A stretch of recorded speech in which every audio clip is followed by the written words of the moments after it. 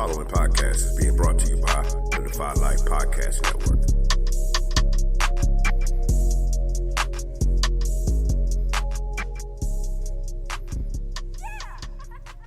This week on the Defy Life Podcast, we talk some Lakers NBA championship. We talk some NFL, week 5. And we are joined by a blast from the past. And of course, as always, we answer a listener question and wrap things up with some trivia. All that and more. On to the show. Yeah, that's what it is. I guess we gotta do it then. You alright? Check. Cool.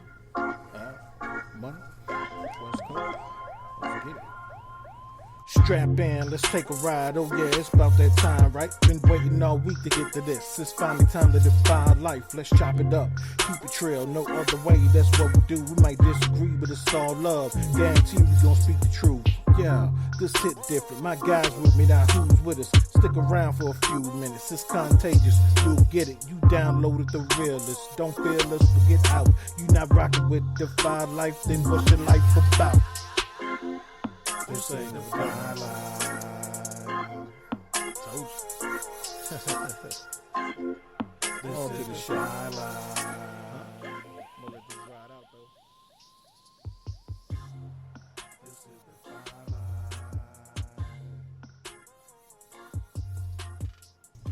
Welcome back to the Defy Life Podcast, powered by the Defy Life Podcast Network. This episode is sponsored by Bud Bottles, home of the Bud Bottle and the Bud Freshener. Please visit budbottles.com for your odor eliminating needs. This is episode 177, y'all. Come on in, wipe your feet, close the door behind you. I'm your host, J.R. Glenf, joined as always by my wonderful co-host, Thomas Stevens, Alvin Glenf. What's good with you, Pooh? Man, what's good, man? What's good, gentlemen? I'm trying to get me some of those Bud bottles, man, for Carter's gym bag, for his football bag, man. I'm gonna get online and order some of that. Yeah, get the Bud Freshener. Don't get the Bud Bottles. The Bud Bottles ain't gonna do you no good. Get the Bud Freshener. True. The Bud Bottles ain't gonna do you no good. Kicked off. Right. Yeah. My daddy gave me this. Right. Don't do the bottles. Not for a gym bag. Oh man. Al, what's good with you? Just listen to some funky ass gym bag music down here, just keeping it real. Word. Life is good, man. It's Tuesday, so besides my Dodgers getting stomped for the second night in a row. All right. Hey, I ain't complaining, brother. Feeling good. Good to be here. Good to be here. No doubt. Smoother than Kimi Casanova. Well, we got a special guest tonight, and I kind of impromptu talked to him today. He said, "Hey man, bring me on the show tonight." So y'all welcome. Without further ado, West Coast Jay, what's good with you, sir? Oh, the one and only. The one and only. The legendary himself. The man, the myth. The fuck the Dodgers ass Giants fan. Damn. Wow. Yeah, man, fuck the Dodgers. 100%. Wow. 100%. Other than that, what's going on, man? I'm chilling over here holding on like a hubcap in the fast lane. You know what I'm saying? Representing for Unsupervised spin-off podcast. No. I thought you was down. I thought you was down for anything West Coast, and the Dodgers would be. No. You ain't gonna hold the fact that y'all ain't shit in terms of a rivalry. In terms of a rival, didn't we win 3 of the last? Anywho, I'm just bringing that old shit up. Apparently. So, Oh shit. Past that, no. Dodgers fans and Giants fans won't fuck with each other. Like Legitimately, they stomp out Giants fans in LA. We stab Dodgers fans in San Francisco. It is what it is. It's beef. It's legit. It's real. Well, you mentioned the West Coast. Go ahead and tell the folks where you from and where they can find y'all. Unsupervised, the spin-off podcast. Y'all can you can find us everywhere that you listen to your podcast, everywhere that you find this beautiful podcast. In particular, you can find us at defylifepods.com. Past that, you can catch us on Spotify, Spreaker, iHeartRadio, Apple, Google Play Podcasts. You name it, we in there. We in this thing. Come check us out. Email us at unsupervised@godefylife.com. If you got questions, comments, concerns, thoughts, provisions, provisos, issues, right. You name it. No doubt. Well, shout out to you West Coast, shout out to Hollywood Paul, and shout out to Money Order. We're gonna call it Money Order till he come back, and then he'll just be That's money fair. again. Hollywood Paul, regular Scott been stepping in for Yeah, us like fucking smart off the bench. Right. Oh man. So before we get to the meat of the show, two things I want to do as usual. We always got to do some house cleaning. So ironically, I did a spin of the random pick a name app, and guess whose name came up as our patron of the week? Gerald Hedrick himself. Money. Shout out to you, sir, for supporting your own network and being a patron. So that's the way you support yourself. Money Order. That's what I'm gonna call you. Appreciate it, Come Hedrick. back. Hold it down for unsupervised spit-off. No doubt. People always ask, what's the best way to support the network? Go to patreon.com/GoDefyLife and become a patron. You can help support our growth and allow us to host events and continue to work in our communities. For less than your favorite fast food combo, you can support Defy Life. You can find all of our podcasts, as West Coast Jay told you, at DefyLifePods.com. You can find all of our written content, the granddaddy of them all, the original GoDefyLife.com. And you can find our branded apparel. You go out there and get all your fall gear, your breast cancer awareness T-shirts, all that stuff. Go get it at DefyLifeGear.com. Al, did I cover everything? Dude, you was on point like a Russell Wilson deep pass. I'll take it. On target. Whew.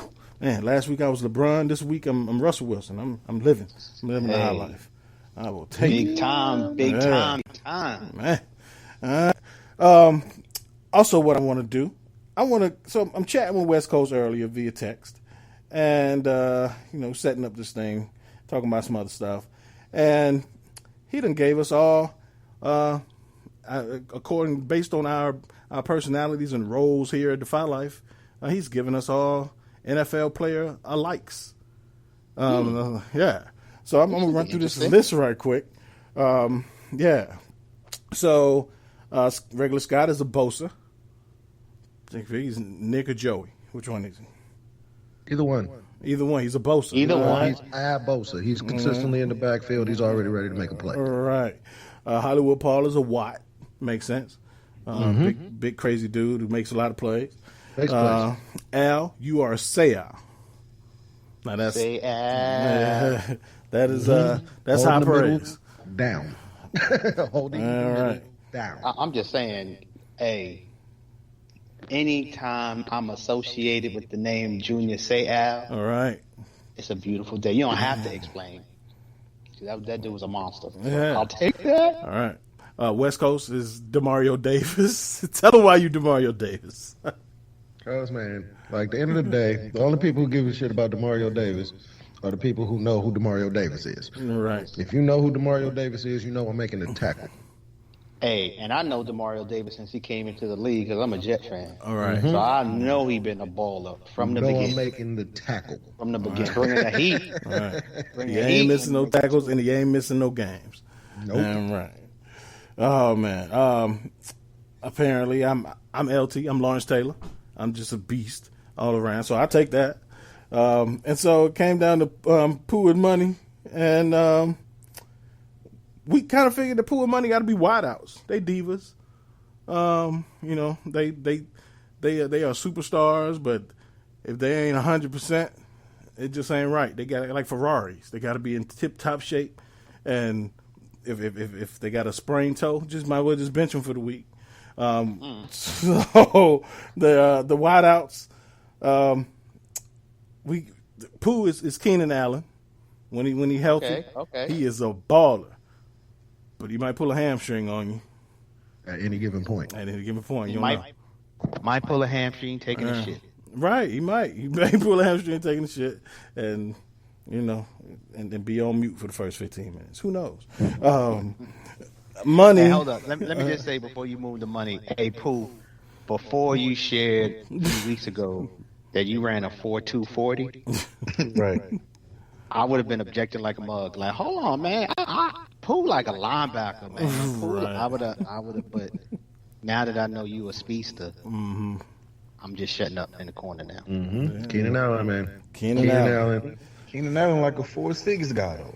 I mean, look, man. What I'm calling you more I'm than saying anything you else, are too I was at this calling you a point, sir. possession receiver. You got to be Sean Jackson. You like a 4'6" guy at this point too, Pooh. No, with Hey, that's true. Can't argue. That's true. Right. That's true. At least you alive. I'm not Right. that's dead. Go ahead. But you, man. I'm so old, motherfuckers. I'm dead too. Hey, you a Hall of Famer. You a Hall of Famer. See, Okay. Keenan Allen not gonna be a Hall of Famer. Oh I man. mean, but it's hard for receivers to get to the Hall of Fame. Let's be honest. I kind of got snubbed a little bit though, but I ain't gonna gripe. I mean, I also it called- came I down mean, in to your he also defense- right. At least you living. In your also defense, I called you Mike also called you Evans. Mike Evans. He did. I think okay. I mean, I can rock with Mike. You know. Yeah. So I guess we call you Mike Allen or Keenan Oh, Allen. wow. That's Or crazy. Keenan Evans. Yo, Bell just got released it. I mean, he released it. Oh, I kind of figured that. Saw that coming. Wow. They couldn't Y'all trade about to him. sign him? No, the kid run like speaking of 5, 6, 40 times. We don't want that dude. Nah, that kid will go. Y'all be the best back y'all have. Man, no. I like Connor though. I like Connor. This Le'Veon. Le'Veon got cut. Yeah, Yeah, they just released him. he pretty much asked for it, man. Yeah, he did. He did. But yeah, we'll talk about that in a second because I want to discuss that, man. Because I was trying to wait until he got traded, but they cut him. So, and last but not least, money is Cordero Patterson. Swiss Big on play tonight. guy. He's a big play guy. He's a big play guy. Guy trying to do it all. Right. Then, But he may disappear for weeks, but when he shows back up, he He's a make big play plays. guy. Right. And when you need him, he gonna run that kickback. Right. Exactly. And sometimes you just can't find a spot for him. So you just put him at running back, tight end, receiver. He can play everywhere. Just get the ball in his hands. So yeah, that's us. Those are our football air likes. So Yeah. Ridiculous conversations I'll be having with Jay in the middle of the day. right on a random Tuesday. Oh man. So LeBron's a 4-time champion, y'all. True indeed. Lakers are what? What's it? The Lakers are 17? 17-time champions. Sure. Yes. Al, we called it Lakers in 6. Yes, sir. Yeah. who called it? Me and Al and you. No. You did too? No. You said 5. No, I said 6. Me and Al said 6. No. Me and Al said 6. No, I said 6 too because In fact, I said 6. Then Al concurred with me, and you gave them one less game. We were one to take. I you ain't got to because I can tell you exactly what I said. I said What you say, brother? I said the Lakers are going to give you a dud. That's Okay, one game did for say the that. Heat, I and recall the Heat is scrappy enough to get one game for themselves. I also said that, so that would be 2 games for them, which would make 6 games, right? Okay, I'll check it out. But I do recall you saying the dud game. I do recall you saying that. And then last week, when I asked with the Heat done, we all said no because I like to be right. He did say that. I do remember that. I got you. I who stand down. Who needs to correct. rewind and find So tapes how many and did shit? you say, Pooh? Did you say 5 or did you say 6? Me? Yeah. I thought Pooh said 5. And I'm the one who said in 6, and you concur with me. What do you mean? What did I say? I'm just asking. I think You for ain't that gotta we get all gotta- defensive like you. And this is Supreme Court confirmation hearing. Al, you know what that sound my like? brother. That sound like Pooh said 5. That's Hey, what I'm that sound just like. coming out like that, man. My man done called me Keenan Allen. You act like Keenan Allen the bum. No, he ain't no bum, but he don't get no respect, man. If I would have said Julio, you know what I'm saying, something like that. I feel you on that. But the reason why I say Keenan Allen is because he don't get no respect. Okay, true that. Hey. Well, I'm good. You see West Coast, he a diva, man. I told you he had to be a receiver. I told you, he a every diva. time. Look at him complaining. You done gave the dude. Yeah, cool. You done named him. You done Right. named him You an didn't see he holding all-pro my jersey, receiver. Pimp. He holding my Right. jersey. You ain't see it. I'm more like a Dalvin Cook guy or Alvin Kamara guy. You know what I'm saying? So, I mean, but I'll take I it. know what you want to be. However, The film shows we 177 episodes in. The film shows you Keenan Allen. That's what he's saying. I mean, Keenan Allen. Are they? are they? I mean, you know what I'm saying, from how he explained it, get banged up, don't play, sit up. That's Dalvin Cook. So it sounds like you just want to be a running back is what it boils I mean, down to. You want to have some speed. I'm a Maybe- back at heart. Maybe you're Cordell Patterson then. Oh wow! You want to be a running back. I'm done with it. I'm done with it. I take what I. I said, I keep it. I keep it. And I love Cordero. He's a best, but Cordero or Keenan Allen or Mike Evans, I'll take what I have. Oh man! Wow. We done with that? Got something else to say about who you are? West Coast scouted the film. He scouted you, man. We scouted ourselves last week, and he scouted you this week. And told you who you are. Oh no, 100. You said 100. What are we? 199. Where are we now? 177, my brother. 177. Hey, and Keenan Allen been around for a while. 177, man. I probably done took 15 shows on the chin, but I mean, That's 10%. Man, I mean, true that. Ooh. True that. You know what? That's half. You know what? Not even 10%. That's half. I'm good. I'm done with it. Go ahead. So you missed like 2-3 games a season if you like Keenan Yeah. Allen. Okay. On average. yeah, On average. On Got it. average. that's pretty Keenan Allen-ish. He leaves Sunday night. He leave Monday night games early and stuff. Man, That's Keenan Allen. It's true. it is.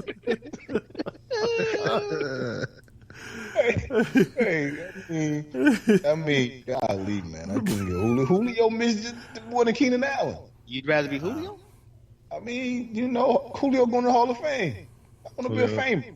Julio is going to the Hall of Fame. That part is true. Yeah. I mean, I got a guy that's just going to be a guy. Yo, He gonna be in San Diego's Hall of Fame. Probably. Man. He's definitely going to be in San Diego's Hall of Fame. he definitely will. He ain't going to wear that. Retire his jersey. They retire his jersey. So, do y'all is Julio that clear of a y'all think he's a first ballot guy? Yeah, I actually do. Yeah.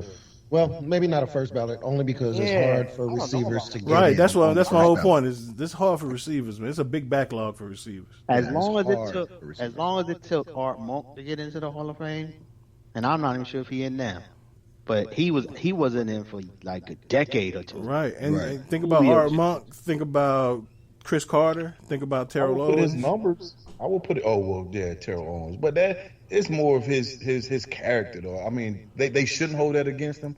However, they are. But with I mean, you can put Julio numbers up with Tron and Randy's, well, other than touchdowns. Not his touchdown. No, he didn't score touchdowns like My that. bad. But like receptions and yards, you can put that up with any of the Giants. Yeah, I mean, he could. that I mean, was- I ain't saying Julio's not a Hall of Famer. I'm just saying it's hard for receivers. I don't know if he's a first ballot guy. Wait a minute, is Tron in or he's not? His No, 5 he years not ain't, up. he ain't eligible yet. Yeah. Oh, okay.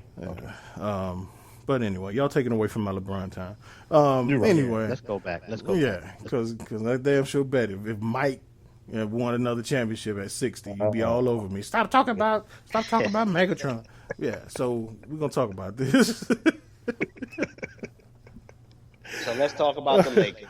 Oh man, right? Who So overcame a great hard-nosed Jimmy Butler-led squad. Like, they definitely, to me, they overachieved by even making it to the final. So shout out to Jimmy Buckets and what he did with the Heat. But Right. the Lakers pulled it out, bro. right, and so we talked about this. Was the last week before? I think it was like about Jimmy Butler coming off of that 40-point game and then a triple-double. And just saying, like, if he wants to be mentioned, or people want him to be mentioned in that category of the other two superstars for the Lakers, he has to play like that every game. But we saw, physically, he just couldn't do it. He was done, He was Keon Dunn by the end of that series. Like physically, he could barely get up and down the court. You could tell his legs were shot. That's what LeBron has been doing for 10 finals, 9 out of the last 10 finals. Is carrying teams like that night in and night out. That's what we said separates those kind of guys from the Jimmy Butlers. Those dudes are rare that can carry and play those games every single night. Jimmy Butler could barely walk after the game. But he played his ass off. He just couldn't do it night after night after night. I'm going to ask you all a question. Because some people are saying that this championship should have an asterisk next to it. Some people are saying that this is maybe the hardest NBA championship ever to win. What do y'all think? Pooh, you first. I'll definitely go with the asterisk, but only with the hardest championship ever. The season was a freaking year long. Right. And then to conclude it, the guys had to pretty much shut down all contact other than FaceTime, with their entire families, other than, late into the rounds. But to me, dude, that was extremely difficult. Loved ones, family, kids, sometimes your kids or whatever, the thing to keep you going, or your wife or whomever. But I think it was extremely difficult, and I definitely think it was the hardest ship ever. Yeah. Al, what say you? For me, it just is. It ain't harder. It ain't easier. It is basically wherever your perspective is, that's how you're going to evaluate, how the impact of the circumstances are, right? So, Pooh talked about a good point. For some folk, your kids might get you going. For others, it might be a damn distraction. So for all I know, those same circumstances for players could have been a way for them to focus, a way for them to improve their craft, to get the physical rest needed to be at their best basketball self. So at the end of the day, I'm just going to say it just is. And I ain't going to say it's harder. I ain't going to say it's easier. I ain't going to put an asterisk on it. The Lakers did what it took to, at the end of the day, win the last game. And that's what it's all about. That's what, whenever I have these conversations, I'm always about winning that last game. And they did it. So it is. That's it. It ain't no harder or easier. All right. Okay. West Coast, what say you? So I partially agree that it is. It just is. But the reality is I feel like it needs an asterisk only because it's 2020. And everything this year needs an asterisk. Right. Okay. Like, literally everything that has happened this year has been out of the ordinary. The fact that we are talking about the finals in October, let's be honest. That's already the weirdest thing that's ever happened. Good, bad, indifferent. It's the weirdest thing that's ever happened. We were talking about playoff basketball, the NFL, the French Open. You know what I'm saying? Like, all of that is happening at the same time. Baseball's playoffs. Hockey's playoffs. Hockey's for the Stanley Cup. Like, all of that happened at the exact same time. It's the weirdest. NASCAR. NASCAR got black owners. Right. Like it's the weirdest time ever. So that's the only reason why it gets an asterisk. But past that, I agree that it has. That I agree with Pooh in this case. It was more difficult in the sense that this is an unprecedented thing. They had to literally be separated for 3 months from their actual family, from their actual home. Like, the only home team in the bubble was the Orlando Magic.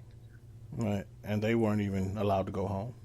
And they couldn't go home. Right. Yeah, that's kind of like, it didn't really stand out to me as much until I heard Rajon Rondo talk about it today. He discussed what he did when he left the bubble. He said he was like, man, it's the little things. He was like, I had dessert for the first time in 3 months.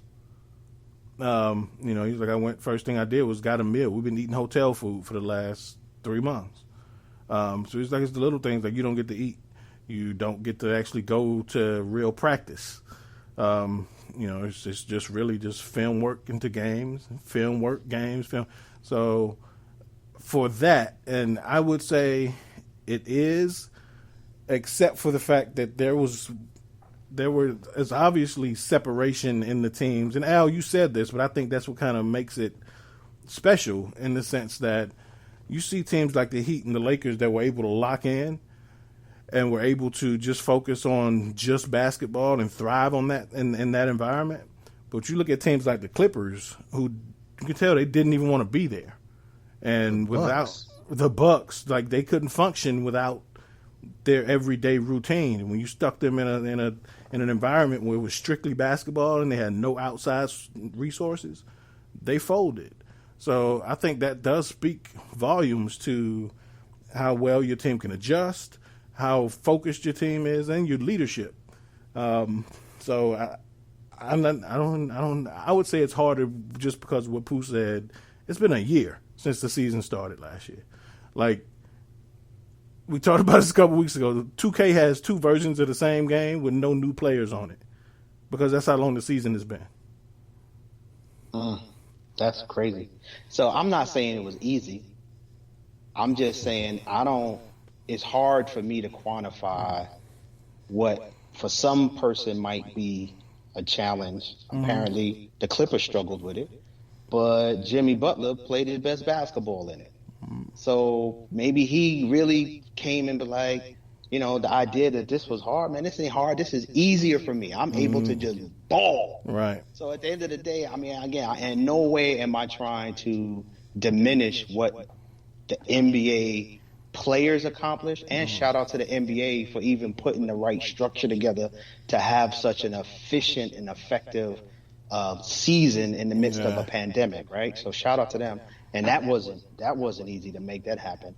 So I'm not saying it's easy. It's just hard for me to say one way or the other. That's all. Yeah, I feel you. So, Al, but did this series and the result, without us getting into a debate, we're not. Does this affect? Because I know, where did you have LeBron in your all-time pantheon of players, and did this series move him up? And if so, where? So it definitely moved him up. And I mean, honestly, him being, my favorite player of all time for how you say it? I've been a Laker fan for 2 years. I've been a LeBron fan all my life for 2 years. Mm-hmm. So now, but being able to watch him and root for him and really see his impact on the team, knowing the Lakers pretty intimately in terms of their development, he's impressed me considerably in terms of how I look at him as a player on the court.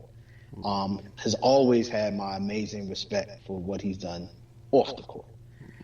So it's only grown in terms of me as a fan watching him. The championship, of course, that slides him up on the list to where I am less defensive as people would say he's, above Kobe. Where before I would dismiss that conversation and like, really, I'm not even entertaining this seriously for you to say that this dude had a great, he ain't like that on my list. Mm-hmm. Now I see where, all right, he might be closer and past Kobe. He's definitely not, when we get to the greatest of the great, they still are above him on my list.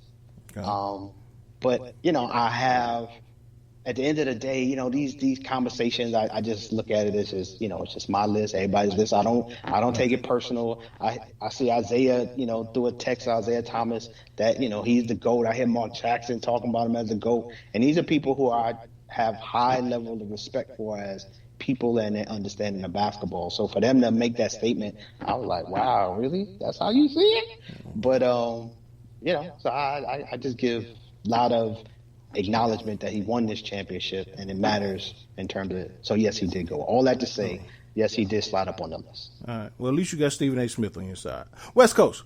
Oh man, now I got to reevaluate everything because I don't like to be in the same side of that. Yeah. My bad. Oh man.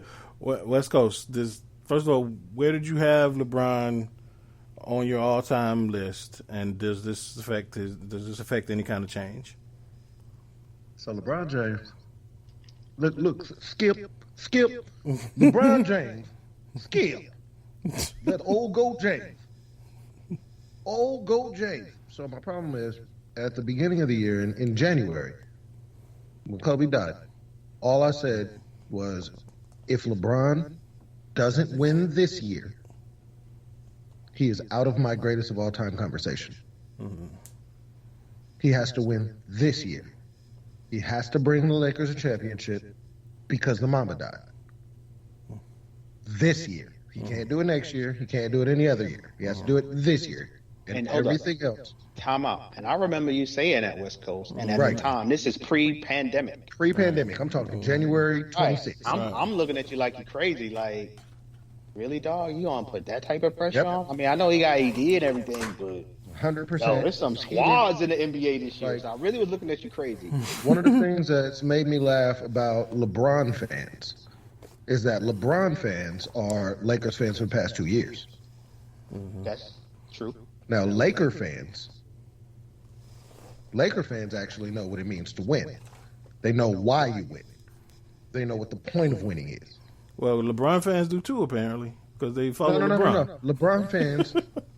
LeBron fans know how to get to the finals. No, the man's won 3. I mean, come on, man. I agree with you. He's won. No, I'm saying before that. Right, but he's been there 9 times. Right, but he's won. So your point is moot. My point is exactly what my point is. Whack when is the moot. Lakers, like you can't say Lakers, that's as on, an man. organization. Come on, hold on. This is our show, which means this is my show. You ain't gonna come on here and not. Yes, exactly. No, because we said this before. Al said this to me before. We said it to each other. If we're gonna speak truthfully, and we're gonna speak facts. I am speaking truthfully. That is not truthful. What I'm saying is, LeBron has won in the finals. You're absolutely right. Right. So he knows what it's like to win. He's been. Yes, he does. As do the Lakers organization. So the organization, the people that are lifelong Lakers fans expect excellence. Mm-hmm. As do LeBron fans. Well, as does LeBron James, which is why he has been to the finals as many times. Right. So that's what I'm saying. Your point is moot. They expect the same thing. My point isn't finished. Let me finish, man. Nope. So what I'm saying is, you already reached whackness.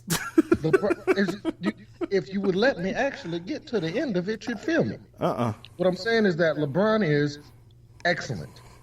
LeBron is one of those players that until he's on your team, you can't stand him until he retires. He's one of those guys.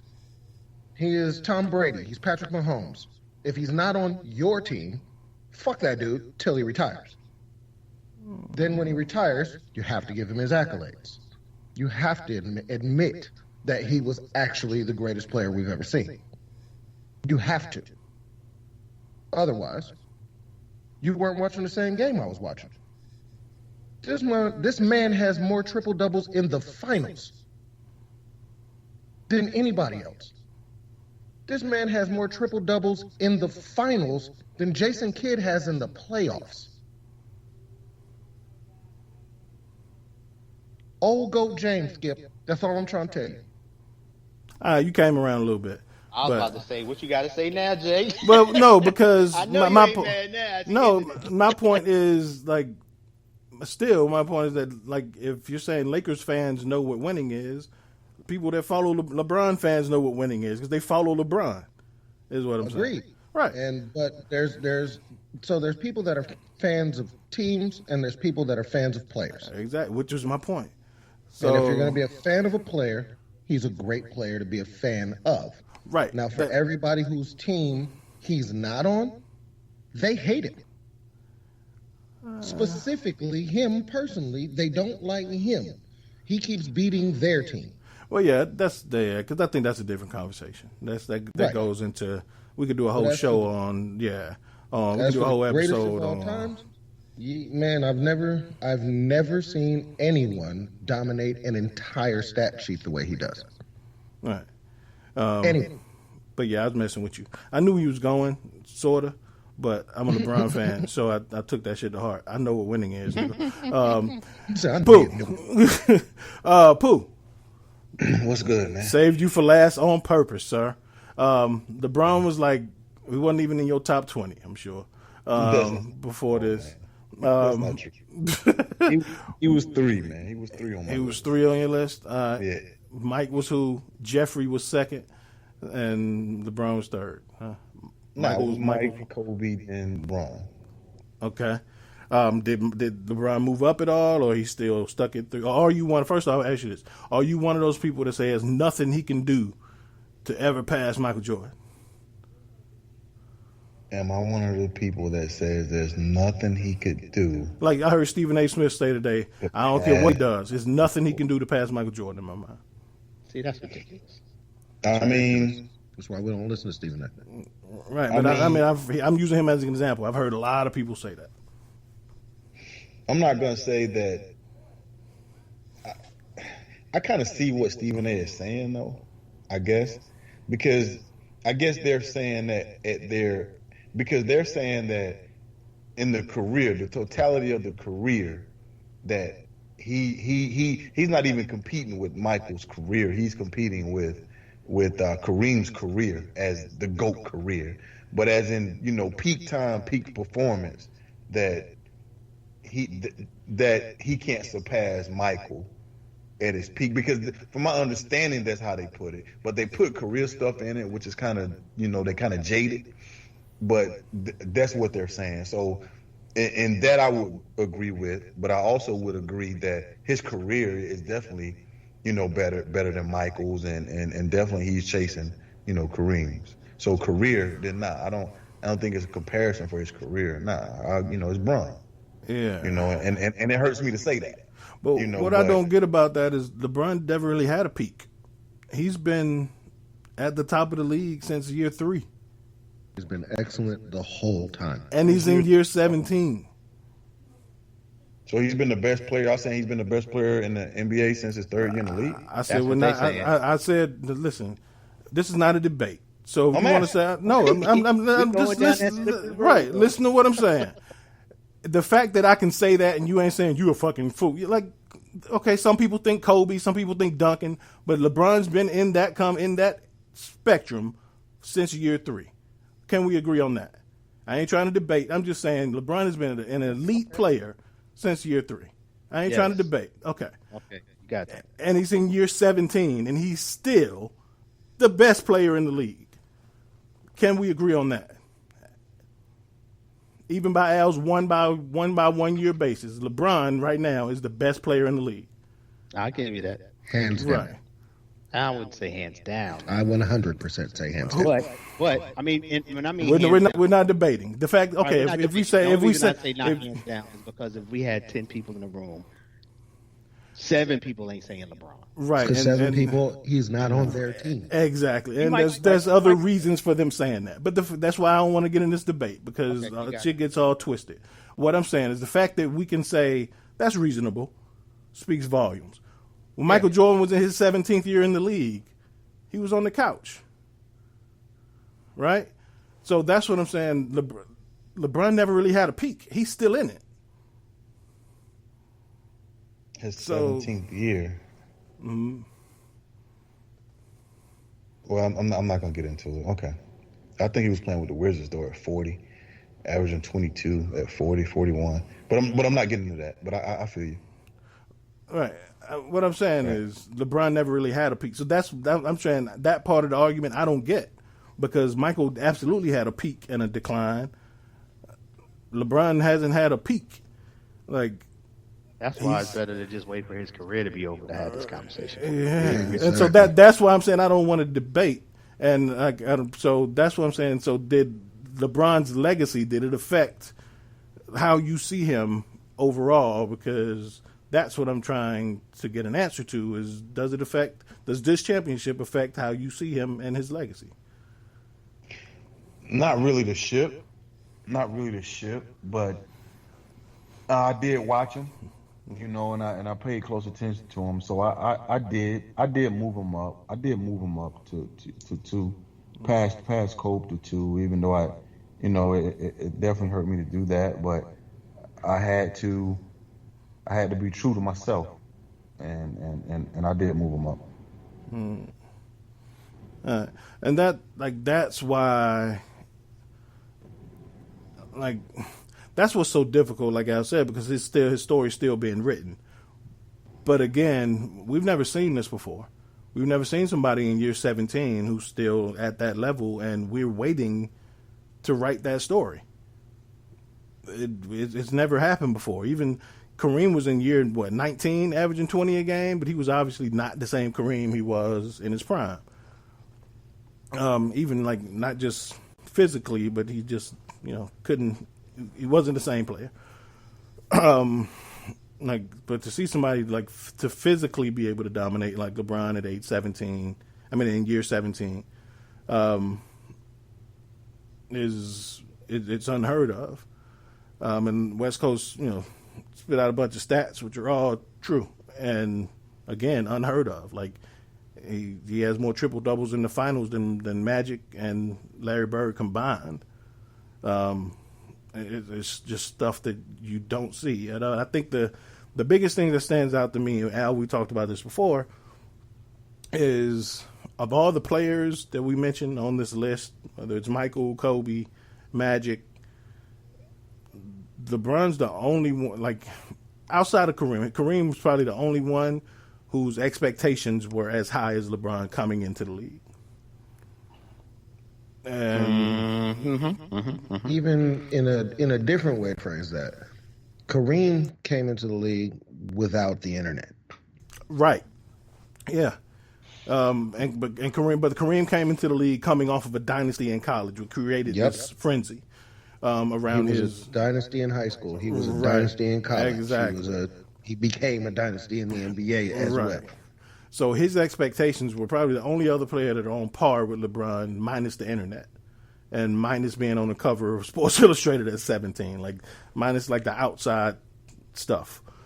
And LeBron, I think, has surpassed him at this point. See, so without getting into a debate, I just want to say I'm a proponent when we comparing players to not just look at their year in their league, but their age. So when we're talking about, this is his 17th year or however many years, I'm also looking at, what was Kareem's stats at the age of 35? And I'm on that as well. But because, LeBron has, had so many years because he didn't go to college. And I think what I know about, along with the wear and tear of the more NBA games, and, I'm not trying to say that's not a factor. I know in college you're playing half the games you're playing in the NBA, and usually less stressful and stuff. So I also know that a 35-year-old man is still a 35-year-old man, and that is part of it too. And a 35-year-old man compared to a 39-year-old man, and say Kareem's 17th year in the league, like, that ain't fair. That ain't really a fair judgment. What's LeBron look like when he's 39? Right, but you're never going to get an apple. We're not debating. Right, I'm not saying. I'm just saying I'm agreeing with you.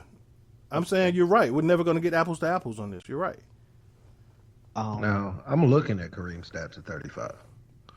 Kareem was 21.8 points a game. Right, and that's what I was about to say as well. But I was Kareem was 21.8 and 2.5 assists, and total rebounds 8.7. 7.5, pardon me. I was looking at 34. 7.5 total rebounds a game. And the third option on LeBron offense led the league in assists at 35.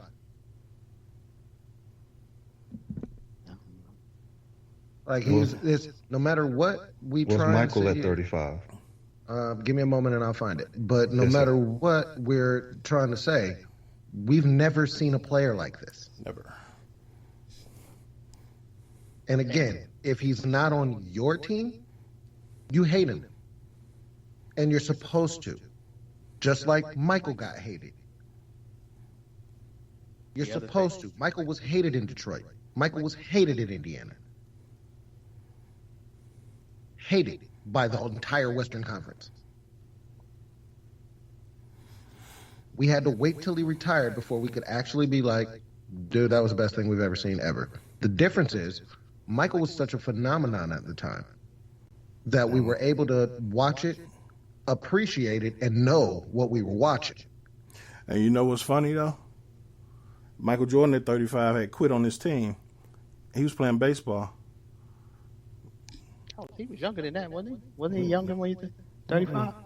No, he was his age, 35 and 36 years. He retired. He came back, at the end of the 37 year age season. 35 through 37, he was a Chicago White Sox. Right. Wow. So, And what did he do when he come back? When he came back at 39, Michael was 38. 22.9, 38, pardon me, 22.9 points a game, 5 assists, 5.7 rebounds. No. Sorry, he was not a Chicago White Sox then. He just retired. Oh, so he retired at 34? Yeah, he just that's when he retired for That the was second after time. they won the Right. second. When he came back, Right. this was from 35 to 37. He came back and wore the 4-5 in Washington. What? Okay. Right. So at the 38, when he was his first year in Washington, at age 38. Gotcha. So which again, like, we've never seen this. Even the greatness of Michael Jordan had to take breaks. So, like, we've never seen somebody be this great for this long. So we don't know what his story is going to be. We have nothing to compare it to. At all. Like, I want to see him. The Laker fan in me wants to see a three-peat. That's what the Laker fan in me wants to see. The basketball fan, though, is really, really, I just want to see him continue to be this great until he retires. See, that's the type of performance, to me, that would elevate him to be above Michael Jordan. So, to hear someone say, hey, man, nothing he could do, that would say, okay, now he in the conversation or has surpassed Michael Jordan. He does a three-peat with the Lakers. Yes, I will say he surpassed Michael Jordan in my book. You know what I mean? So so it ain't no, oh man, I'm holding LeBron down forever. Nah, win the chips and Al is sliding you up the list. But the other thing I wanted to say that marveled me about LeBron, and as he continues to do what he do, is his ability to stay healthy. Like, to look at some of the other players, like, some that we've mentioned in terms of the greatest of the great, but then even in the series just now with AD, and how often AD was getting nicked, and it would affect his performance and how hard he played or in the way he played. LeBron has stayed amazingly, healthy as well as willing to play through the nicks, and has shown a commitment to keep his body at supreme condition. So I think it's part effort and work and strategy, and I think the other thing is also heart and fortune. So and he won the gene lottery. Phenomenal. That's part of it. Yeah, no doubt. 100% won the gene lottery. All right. And then like two things stand out to me. Like, sometimes greatness is, to me, summed up in the ability to make people argue with themselves and not realize it.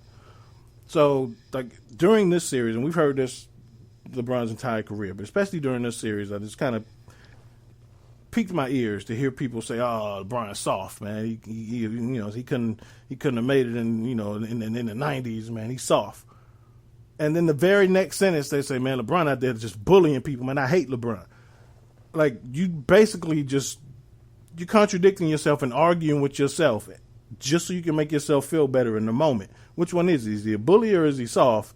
Like, I don't. Except some of the softest people I ever met were bullies. Yeah, but that's not how I agree with that. that's not how they mean bully. They mean bully by actually pushing grown-ass men around. Knocking Tyler Hero to the ground. They not talking about bullies like Rick Mahorn, like those. They talking about bullies like really pushing, what Jay what's his name? Pushing Jay Crowder. Jay Crowder ain't no little dude, but actually manhandling him. Right.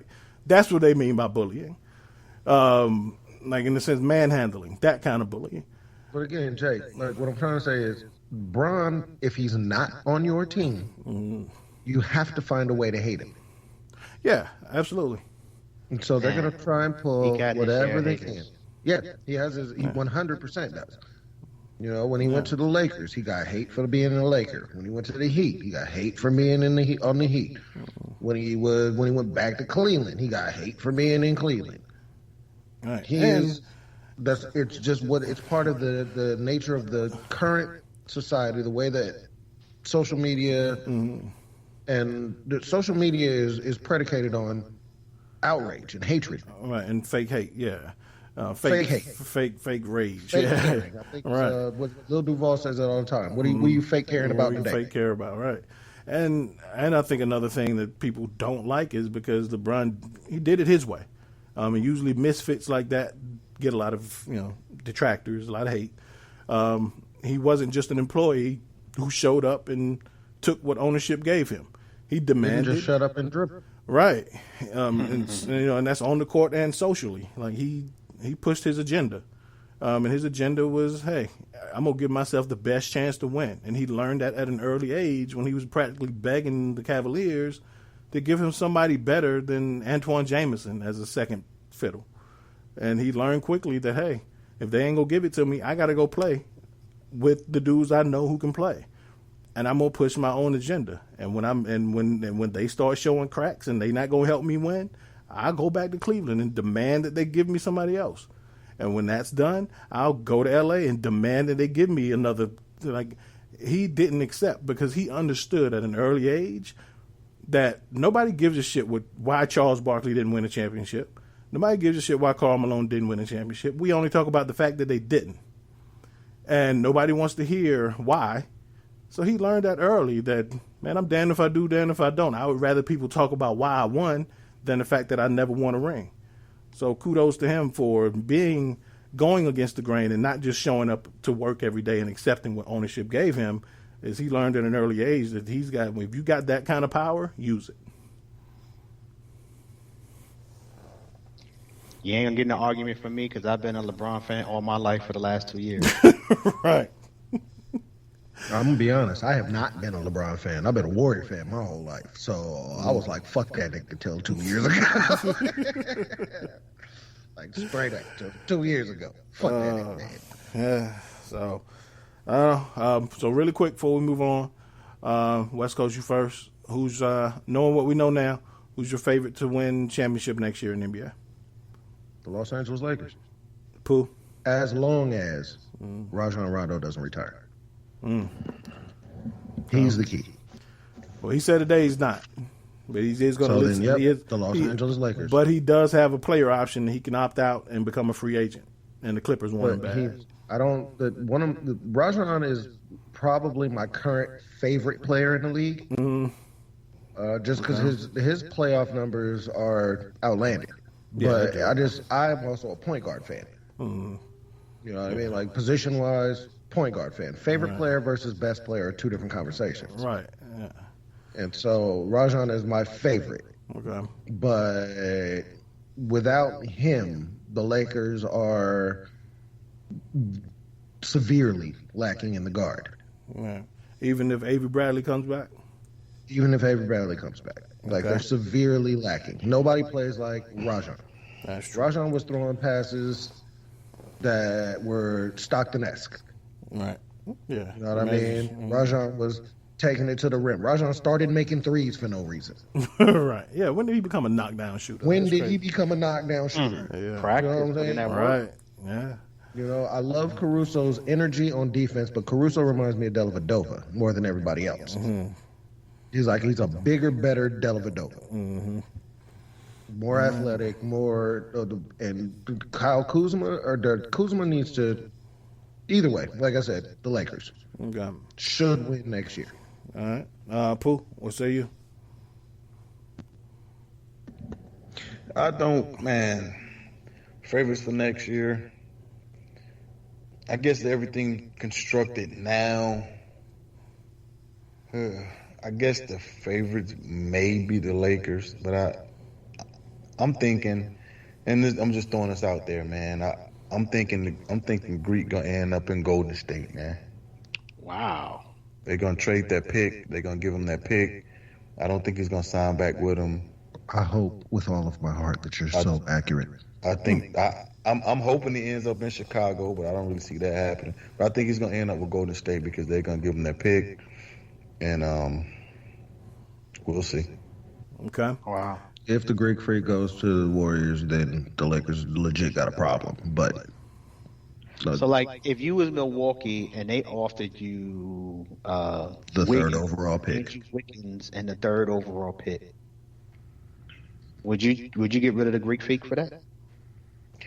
I'll trade him for something because if he said he's not going to sign, he's not going to sign, and they're not going to get anything for him. You know, so that's the wonderful thing about the NBA. It's the players' league. You know, yeah, so it's Melo in Denver. right. That situation. If he says he's not going to sign, bro, they have to take the best deal. And will somebody give up the number one pick? I don't know. Who has the number one pick? Who? A solid team has the number one pick, right? Golden State has the number two Minnesota. pick, right? Minnesota. So it's Yeah, the Warriors got Minnesota, three. Golden State, and No, the Warriors Bulls, got right? three. The Warriors got three? Mm-hmm.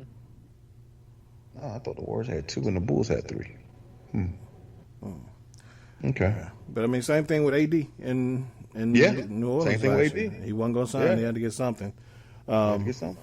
But it may not, but they gave up a lot for AD. They gave up a lot. They gave up a lot. So that number two pick, I don't know if that's worth just that Yeah, number that's two what I'm pick. saying. They'll take the best deal, but I guess they'll hold out, but I don't see him. I don't see him finishing next The year. Hornets. up in Milwaukee. The Hornets The got two. Hornets are the other one. Yeah. The Hornets are So what? it goes Wolves, Warriors, Hornets, Bulls. Bulls, Cavs. We at 4? Yeah, y'all at 4. Jeez. I don't know, man. I mean, if Giannis ends up in Golden State, I mean, not that they care, but they had to get KD to save their ass last time. Yeah, I mean Not a good- that's one way of looking at it. The other way of looking at it is KD chose to go to the Warriors. Because they saved each other's ass pretty much. Exactly. Yeah.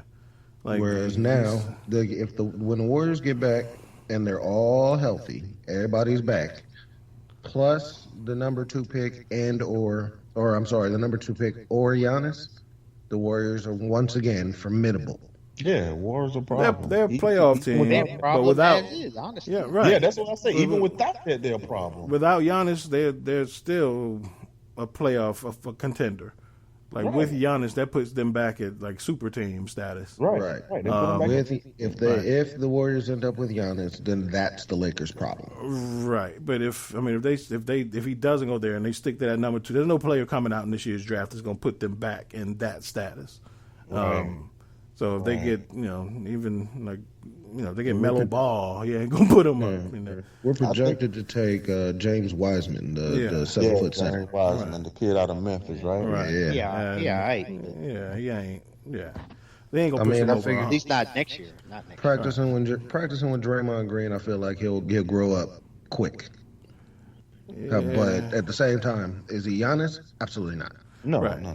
Yeah. Gosh, no. So, I still even with Giannis, even with Giannis, I don't know if I put them over a focused Clippers team. I don't know. They lost a lot of respect in my book. Yeah, I That's just put him over a like focused Clippers team. like Clippers before the pandemic, like a focused Clippers. They were a good team. They just they fell apart when in the bubble. Yeah, And that's the if they bubble don't. broke them. That's if they don't break that thing up, because they could still break that thing up. But the Clippers' only problem really is, again, they built themselves to beat LeBron, and they didn't even make it to him. See, I would break that thing up because to Absolutely. me, when I have an organizational development philosophy is when you know, act on it. Right. Like ain't no. So to me, what I saw in the bubble to me, like that's weakness. I'm getting rid of that. I ain't coming back next year with this same squad the way y'all performed. Nah, something got to be different because I don't like what I saw. I think them boys has no trade clauses, both of them. They do, I think so. Both of them should stay, but everybody else they need to shuffle. Well, but I don't know. Like they were part of the problem, though. Yeah, Like yeah. that was Paul didn't play well at all. He didn't, and like we seem to forget that team made a deep playoff run before they brought those two dudes in, and they were basically outsiders. They were neither one of them were basically like fully accepted by that team. That team never gelled. There were always somebody was hurt. They never really got to play together a lot as a unit, and then neither one of them are really like true leaders. They're good players, but neither one of them are true leaders, so they didn't demand acceptance and within that team. That team had already done a lot. And when you're a guy that comes into a team that's already established and you're supposed to put them over the top and you don't do it, it's some questions that got to be answered about you. I mean, the first thing the organization did was get rid of Doc, which was a mistake. In my opinion, I agree, but I also don't. Like it had to happen. Somebody but it was a mistake. Somebody has to take that blame. Right. And Doc has been at the dance the whole time. He just been on the wall the whole time. All right. You know what I mean? Like he is. So with regard to the Clippers are Kawhi and playoff P, which is the funniest meme I saw was the one that, hey man, who started calling you playoff P? Right.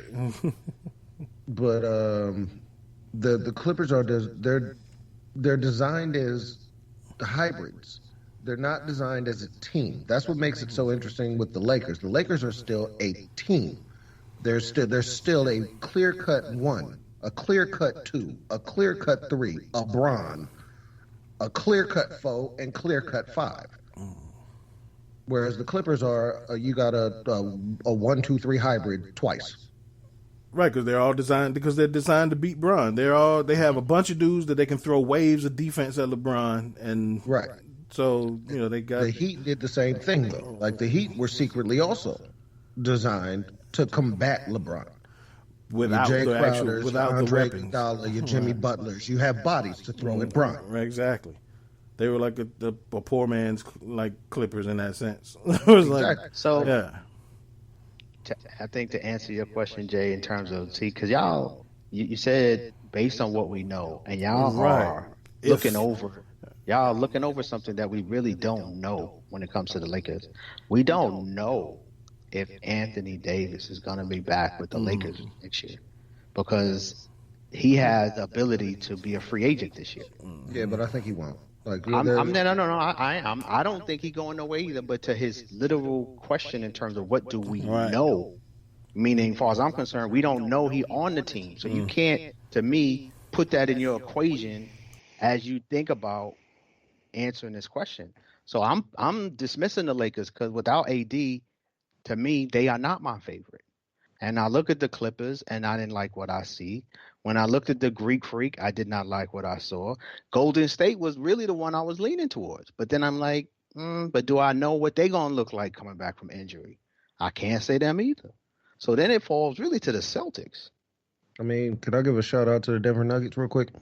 Honestly, I thought about the Nuggets. They were really they were, when I had Golden State and dismissed them, Denver came into my mind, but then I'm like,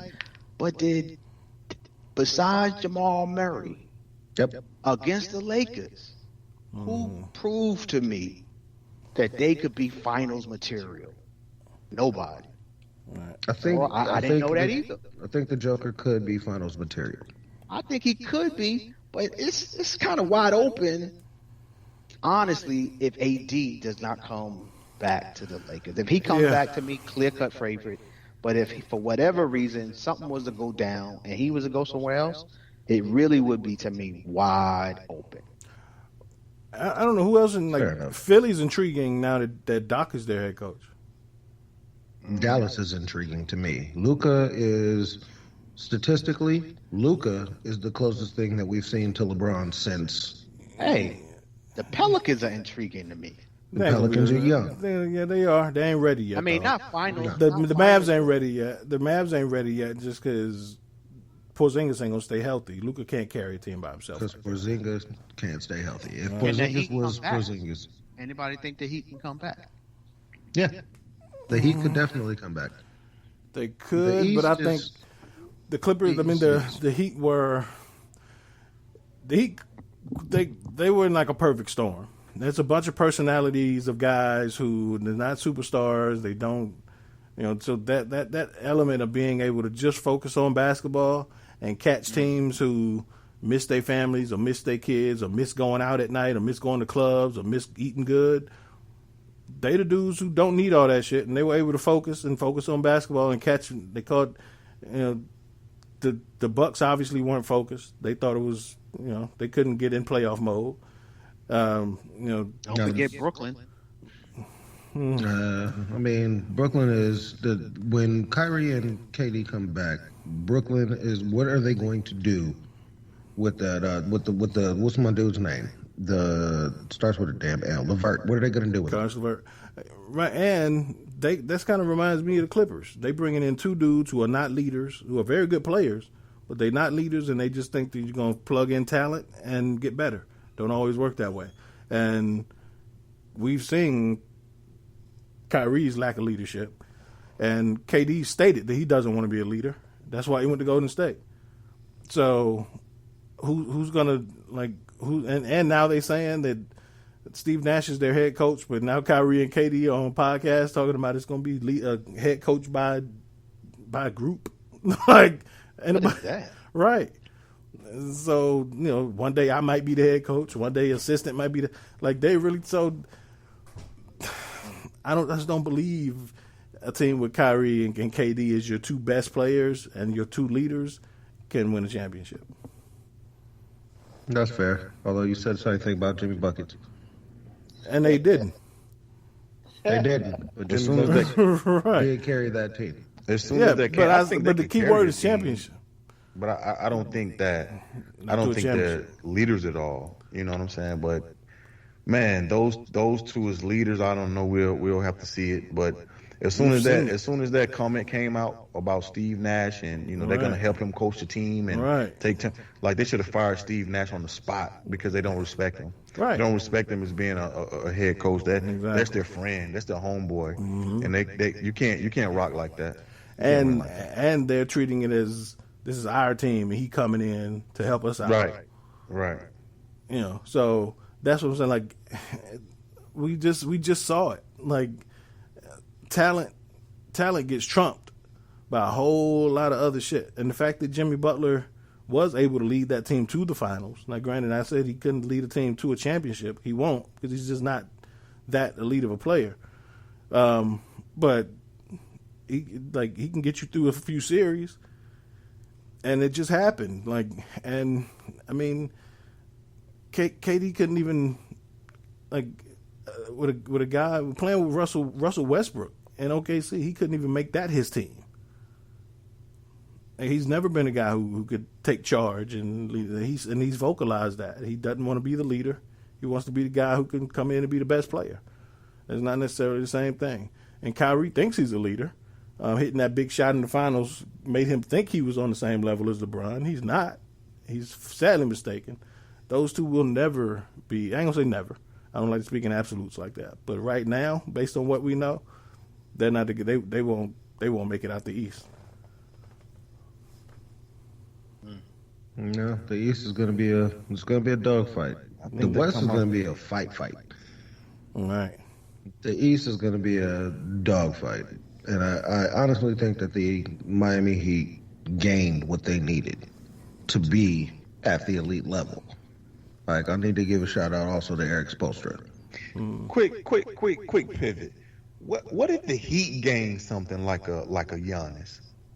What do you does that catapult the Heat to really, let's say, contend with the? I mean, can they really jump out there and handle the Lakers with a Giannis? In theory, yes. Like, are we playing 2K? Absolutely.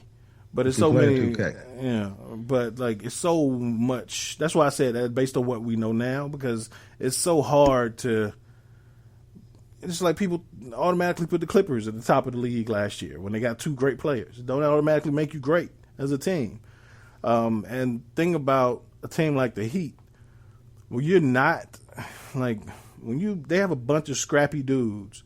A bunch of shooters too, and they had a bunch of shooters, but a lot of shit had to go right for them to make it to where they made it to, because their margin of error was a whole lot less than teams with like the Lakers had a lot. You can see it. The Lakers' margin of error was a lot larger than the Heat. Astronomical, right? Because of the talent, right? But also with that, for lack of a better phrase, lack of talent comes chemistry and ways to dance with each other and ways to work with each other. Plugging a top 5 player into that can throw your rhythm off. It's kind of like in football when for 1 year, yes, you can take a Tim Tebow and take him in the defense, carry him to a playoff. Can you count on that every single year for everybody to buy in and learn how to dance together and take a backseat to ego? No, you can't. So I don't know if that's possible if you add a superstar to that squad.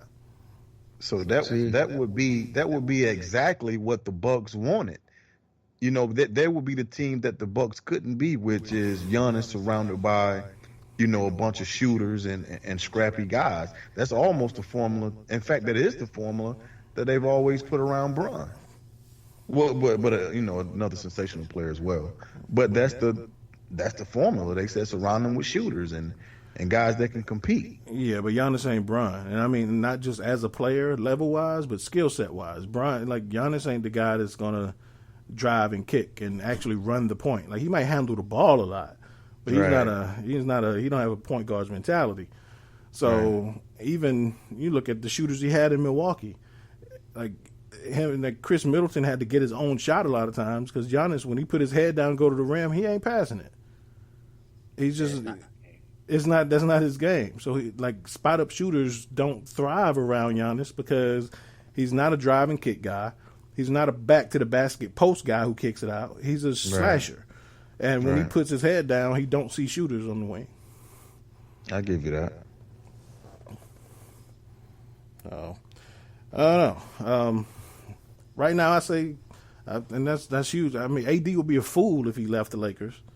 I don't know where. He would be a fool if he left the Lakers. Right. I don't know where the hell else he gonna go. But I guess it worked out that he was able to kind of survey the lay of the land and see how this played out, and now sign with him, sign long term. Because if this thing exploded, or if a 35-year-old Bron again, we never saw this before. If Bron got hurt again, and AD's basically back in New Orleans, except it's in LA. Yeah. Right. Well, Scott said something. Scott said something on our show. He said that he was that LeBron has tried to elevate AD to the point where AD is the leader that he's supposed to be. Yeah. And so if LeBron goes down for whatever reason, I'm not wishing that on him by any stretch of the imagination, but if he goes down for any reason, I honestly think that AD could step up and be that guy. I think that he's learned this year how to do it. Oh, we talked about that last week, though. I don't see that in his personality, though. Oh, yeah. But I see him like KD. Well, I don't. I don't see him like KD at all. You don't? I see him like, I think that because of who he's learned from. He learned from Bron, and more than anything, he's learned from Rajon Rondo. Rajon was in everybody's ear the whole time. Like, me and Paul was watching the game laughing because when AD started smiling, Rajon was still scowling at the end of the game. Yeah. He was still scowling at people. He was still telling people to go to their assignments, and they was up by 20. I get that, but AD also had Rondo in New Orleans, and they didn't do nothing with him. Yeah, he was hurt in New Orleans most of the time. Yeah, but like I'm saying, but to actually have that around you and get to we talked about this last week. There were times throughout the season, I agree with Scott, where LeBron is practically begging AD to take over games. Like, LeBron would wave everybody off, give the ball to AD, and walk to the corner. Like, dude, do you? And AD would settle for a jumper. Like, there are times where he just does that. That's just, I don't know if he's fully ready to be that guy. I agree with both of y'all. I just got to see it. Like, I think he has gone through an amazing tutelage. He's had exposure to some real hardened playoff winners. These guys have done it, and now he's done it with them. But I haven't seen it in him yet. So I would need to see it before I'm saying, yeah, all right, he that dude. Yeah. He hasn't shown me that he's that dude yet. Right, and I would like to think that he would if it came to that. But like you said, I'm with Al. Like, I just haven't seen it, not consistently. Like, he's so talented that he's gonna have those nights where he dominates. Right. But it's rare that he's gonna like will you to a win, like night after night. And really, for the Lakers to really do the three-peat, like it really to me, right? That's what it's going to. Yeah, it's gonna have to be. I agree with that. There has to be a changing of the guard. Yeah, there has to be.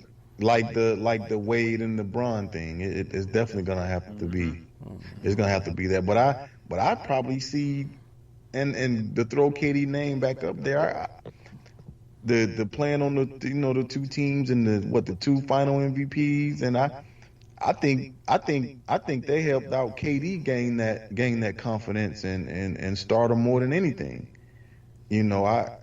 But that's just, to me, that's how I see the KD thing. If he's still KD, I think he could lead those guys, Jay. I think they helped his confidence and helped his legacy. They didn't help him as a leader. He was never the leader of that team. No. He's never. No. He's right, never and that's what I mean by leader. I ain't mean best player, leading in points. No. I mean I mean leader, actually being a leader. Right. So that's what I'm saying. But I think just like we're saying, AD not the leader, but that's helping him in his leader qualities. But that's what I'm saying about KD, being that and in tune in that as well. That's what I'm saying. I think he could lead as well. That's I'm spinning that on him. Yeah, but that's what I'm saying. Like the commonality between those two is we haven't seen it yet from either one of them. Agree, and I think all they conjecture. have the same mentality as well. They like. Both of them seem almost like backseatish, Yeah, they're talented and have the limelight, but they're almost like backseatish, Except KD wants to be looked at in that light. Now, he said that before too. I'm tired of being second to LeBron. Agree. He wants to. He wants to be elevated above LeBron, and he would never want to play with LeBron because he wants to be the number one guy. Right. And he knows that if he goes to a LeBron team, he's not going to be that. AD didn't mind being backseat to LeBron. He wanted to be. He wanted to play with LeBron. There may be an age difference thing or personality thing, but like you said, bottom line is we've never seen either one of them lead to a championship level. Right. And at this point, how old is KD? 30, early 30s? Is he that old? I mean, LeBron 35. KD got to say, yeah. He's got about 30. Let me Google it.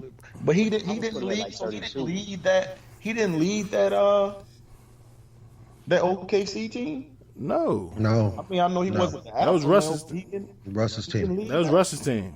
KD is 32. KD was the best player. That was Russ's team. Yeah, KD is 32. Yeah. 32. At this point, like, he ain't gonna just go like people don't just wake up at 32 and become leaders. And have it. Right. Agreed. I agree with that. So that's what I'm down. Especially, they say you are who you surround yourself with. The fact that he's buddied up with Kyrie, it ain't gonna make him a better leader. And the fact that what was he in Golden State? 3 years, 4 years, 3 years, three. Like he's there for 3 years, and he was, I'd say probably third at best on the totem pole of leadership. Yeah, not even close. Right. He was legitimately maybe fourth. Right, that's what I'm saying. You got, not only Kerr, but Draymond, Steph, Iguodala, and then maybe KD or Clay. I put Clay above him. Right. And so then, maybe fifth. Right. So, he never asserted himself as a leader. I just don't know. I don't know. And then again, with AD, I would like to think that LeBron's rubbed off on him, Rondo's rubbed off on him. I would hope so. We haven't seen it yet. So, I don't know. Right. Yep. We also haven't had to see it, which Right. is the cool thing. Like I said, the Lakers are the odds-on favorites if their team remains intact. Right. When like Al said, if that three-peat happens in LA, it's gonna have to happen. He's gonna have to assume that leadership role.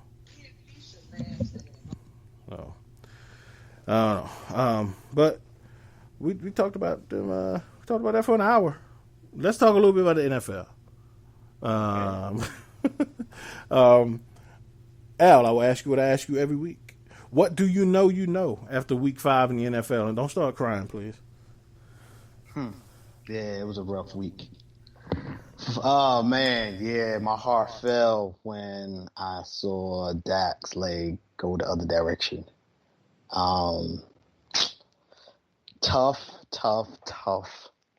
break. Yeah, so I know that it's gonna be a tough season for the Cowboys. I know that when I really assess the squad, and the fact that our offense has been carrying our team kind of made me overlook some of the bigger issues on our defense. I mean, I might have mentioned it, but I don't think I did a deep dive into the talent we got on the field.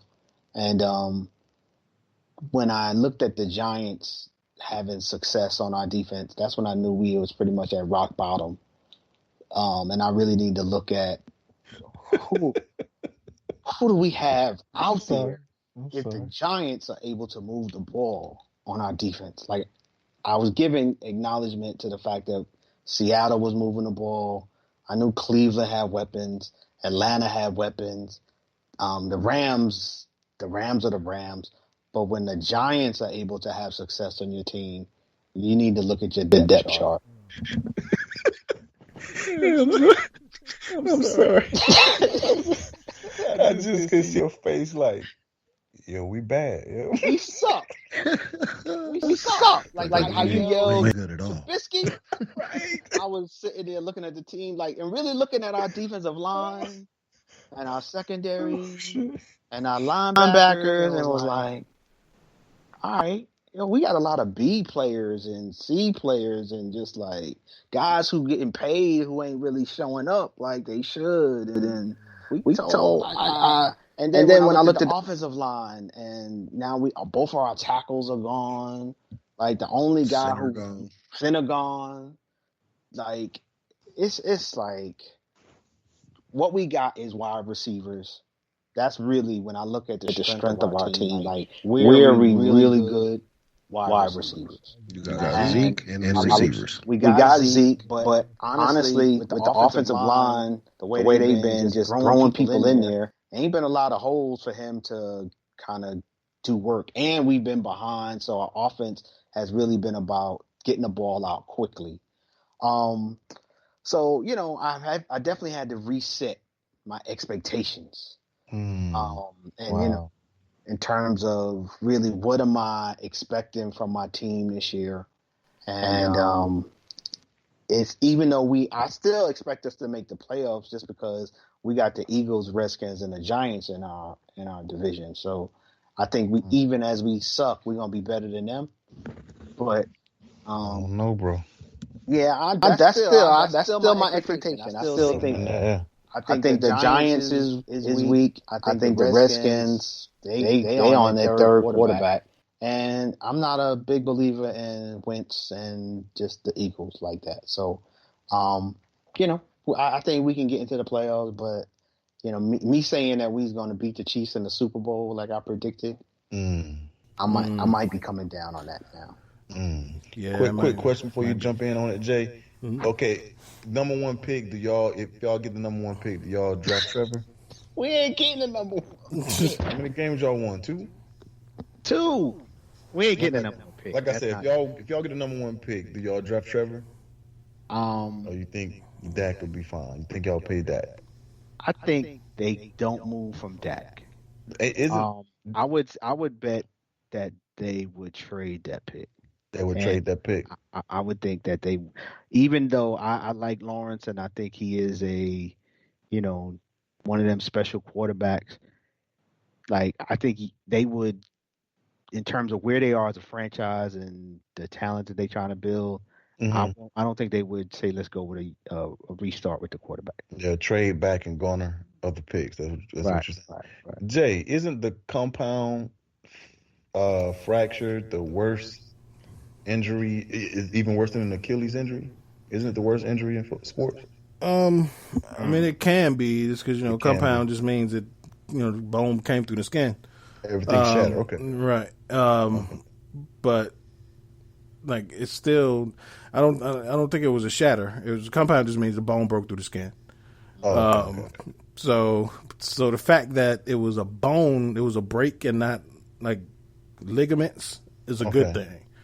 Because bone tends to heal, better and more precisely. Even more stronger than before. Right. As opposed to ligaments and tendons, that's when you start getting into reconstruction. Right. So she should be back. It should be fine. Okay. It's probably just going to be a matter of rust more than anything. Okay. So and being able to trust it. Anytime you have an injury like that, it might take a year for you to be able to trust it again. I'm sure you know. So right. Yeah. Okay. So let's see. On that note, Pooh, what do you know? From Man, I know. It doesn't matter with the odds maker. It doesn't matter with Vegas. It doesn't matter who says what or has what on paper.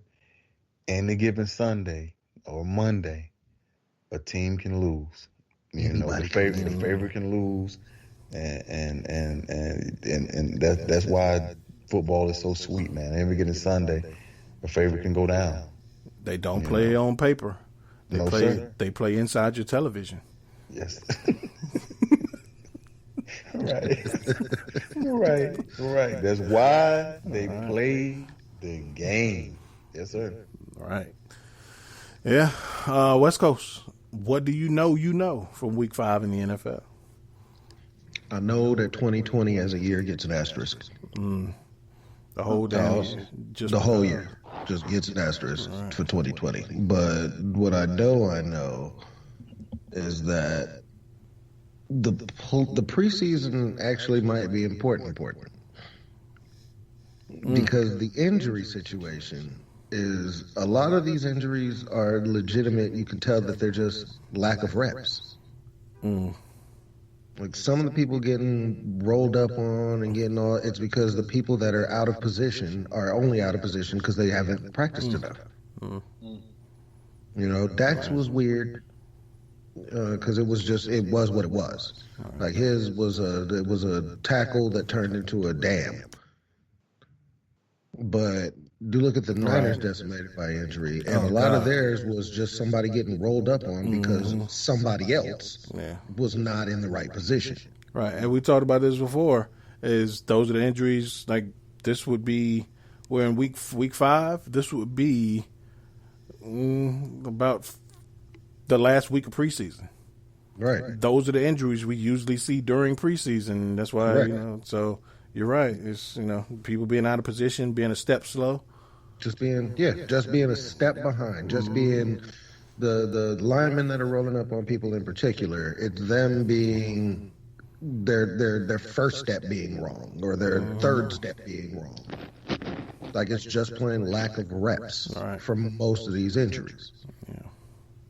So the only thing I know is that 2020 gets an asterisk. The whole damn year. Oh man, yeah. I what I know is that I don't think it's a coincidence that Tom Brady forgot it was 4th down when Bill Belichick went on the sideline. And apparently one of his teammates let him know that. Apparently Tom Brady came into the locker room and said, somebody's got to let me know that it's 4th down. And one of his teammates said, you ain't got Belichick to save your ass now, do you? Wow. Yeah.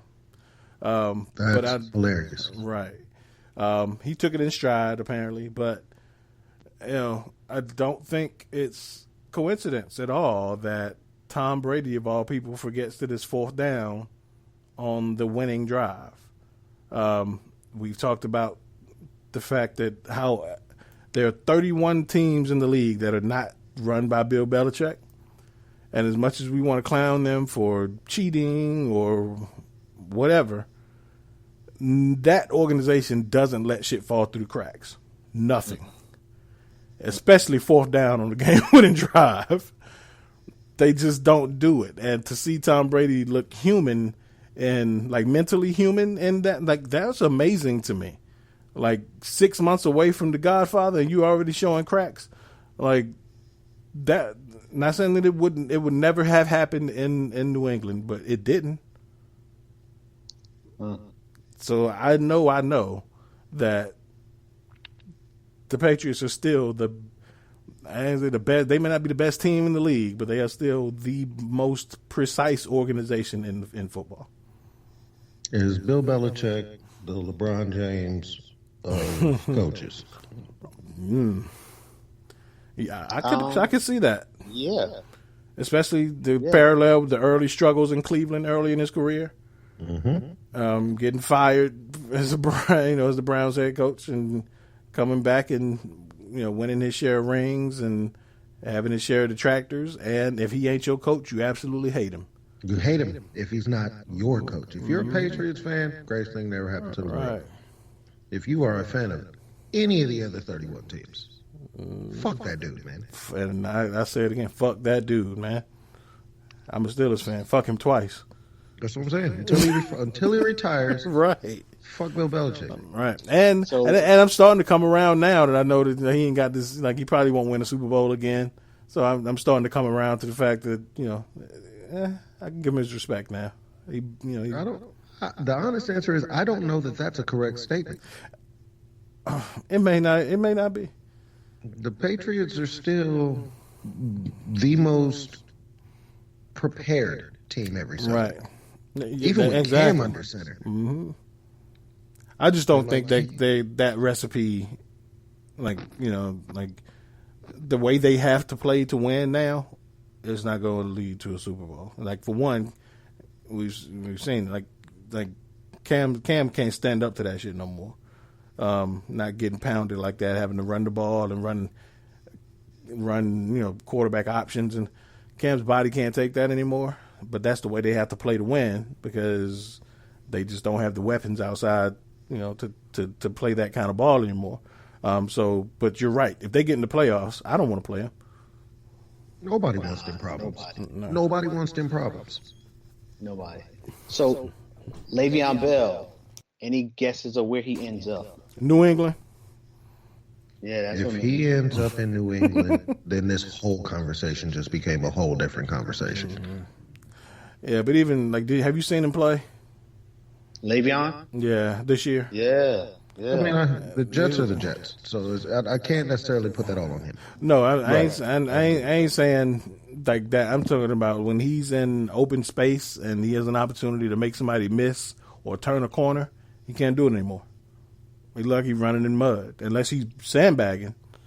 But I wouldn't like that. That's what I think was going on. I think that he gave up on the Jets, and when he signed the contract.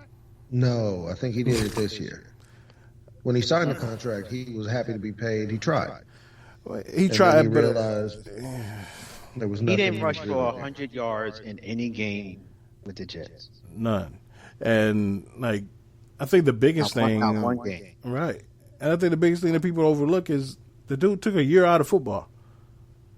Anybody we've seen take a year off, whether that's him, Michael Vick, who else was taking a year out of football? Like they're just not the same. It's hard to come back and be that same level athlete. Your body misses that kind of spark and explosion for a year. Adrian Peterson, right? Like we've seen this happen time and time, not with athletes, not with quarterback. Like Tom Brady can do that. Like his game's not dependent on running backs. Can't do that shit. Or Michael Vick as a quarter. Like you can't do that because your body's so dependent on your quick twitch muscles and that repeated rapid fire of your muscle fibers. When you go a year without that kind of explosion, you can't get it. It can't get it back.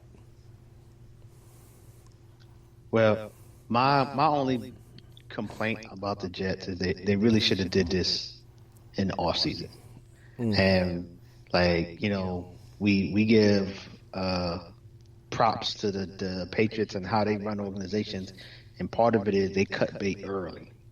And in this case, they should have seen, they had him in front of them last year to say, yo, this dude ain't the guy. And to be paying him $13 million and you ain't even get 100 yards in any game, like, they should have cut bait last year. Yeah. And my only complaint is they don't even have a young guy to even put in there and play. Actually, they do. With a P-Ryan kid, but yeah, not playing him. Right. That's what I'm saying. They need to be playing P-Ryan, but yeah, they need to be. Yeah. And I know it's P-Ryan out there, practice squad guys. Man, why are you giving Frank 20 carries a game, man? Are you serious? Especially when it ain't like you. I mean, Frank's still good. Yeah, but it ain't like don't do that to Frank though. Don't do that to Frank, and don't treat it like you like it's a guy that can help a championship level team get over the hump. Right. With or without Frank, you're gonna be 2-14. Right. So, but Frank might want to get some of them yards though. I'm sure. Frank like third. Yeah, Frank like third all the time. Yeah, he might be saying, "Let me get you." Hey, I'm sure he complaining.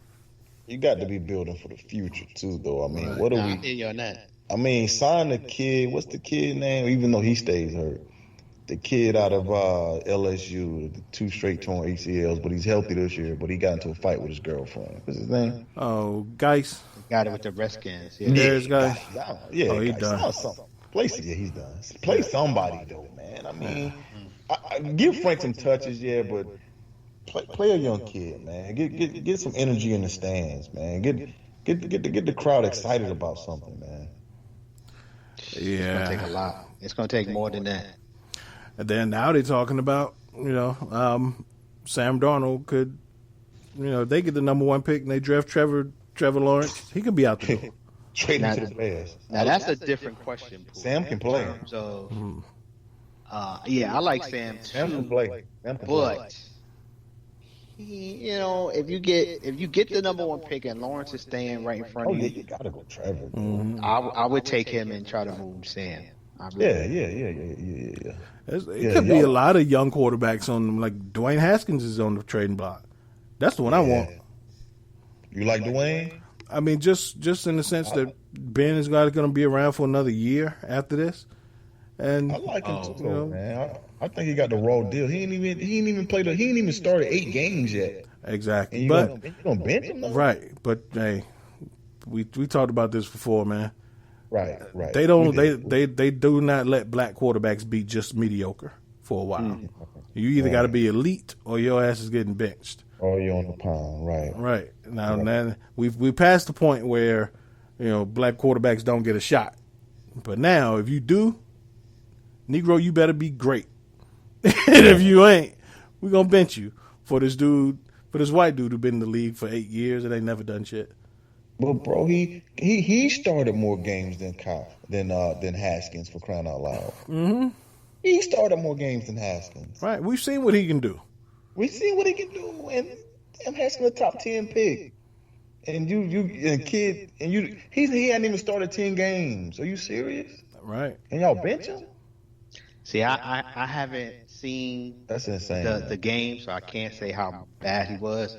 But I do have folk who are Redskin fans, and they are like, he needed to get benched. No, man. Well, yeah, because they speaking from emotion and winning. Right. I mean, they might be, but they fans. also watching them though. Like, The coach, I don't see how bad he is. The coach last year legitimately said he looked scared.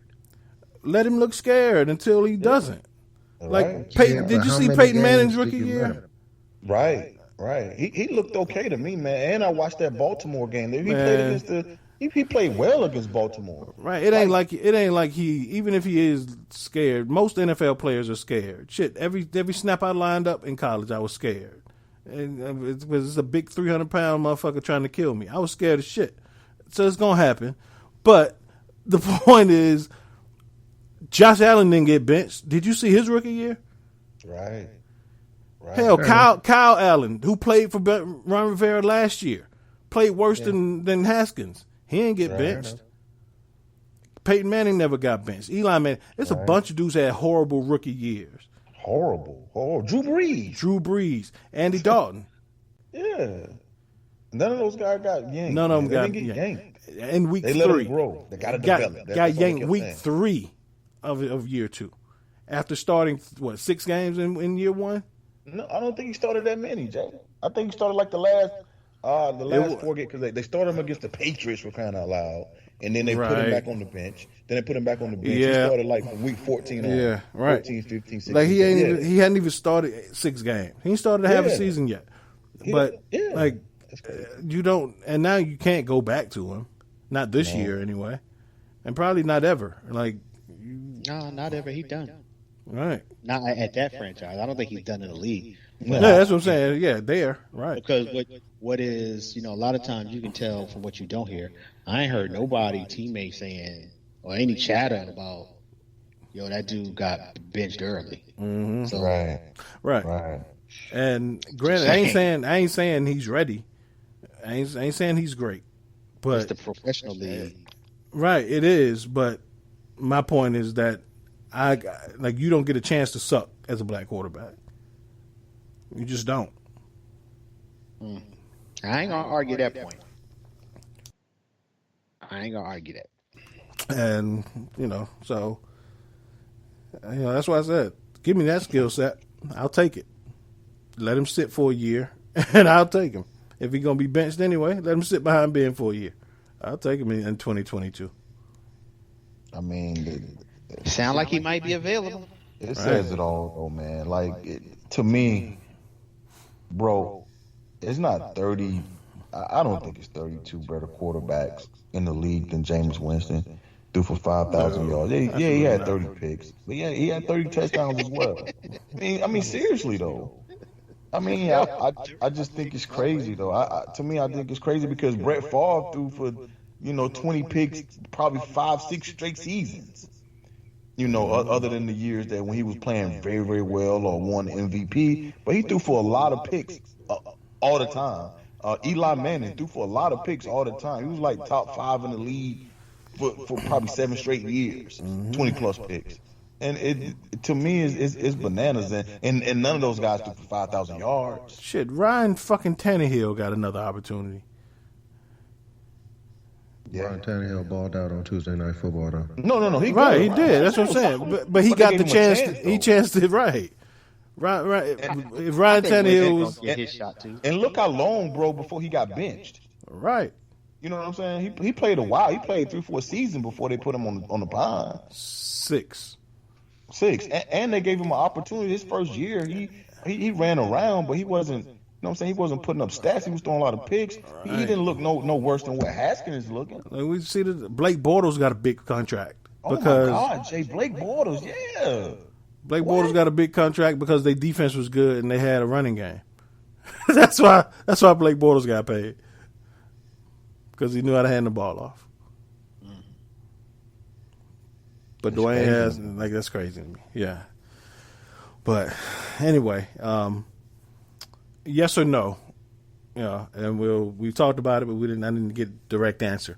Did Dak make a mistake, Al? Yes or no? By not signing a long-term contract? Yes. And I asked this because Keon texted me today, said he wished he was handling Dak because he would still demand the same amount of money. He would not take $1 less than he was demanding. So that was interesting to me. Do you think he made a mistake? I don't think he made a mistake, because at the end of the day, I don't think it's going to affect the amount of money he would have got from Jerry Jones. Okay. Unless the only thing, it does. Oh. Let me just say this: if he had the season of all seasons this year, then I think he would have got what he's demanding. But unless he's having that MVP Super Bowl Pat Mahomes year, I don't think he would have got that. He's getting that money from Jerry Jones regardless. Mm-hmm. So I don't think Jerry is going to give him Mahomes money, and I don't think he ain't going to give it to him now. I think he's going to pretty much get the same money he got pre-injury. Okay. That's just where it's going to work out. So no, I don't think it's a mistake. Okay. Pooh, did Dak make a mistake? Man, that's tough.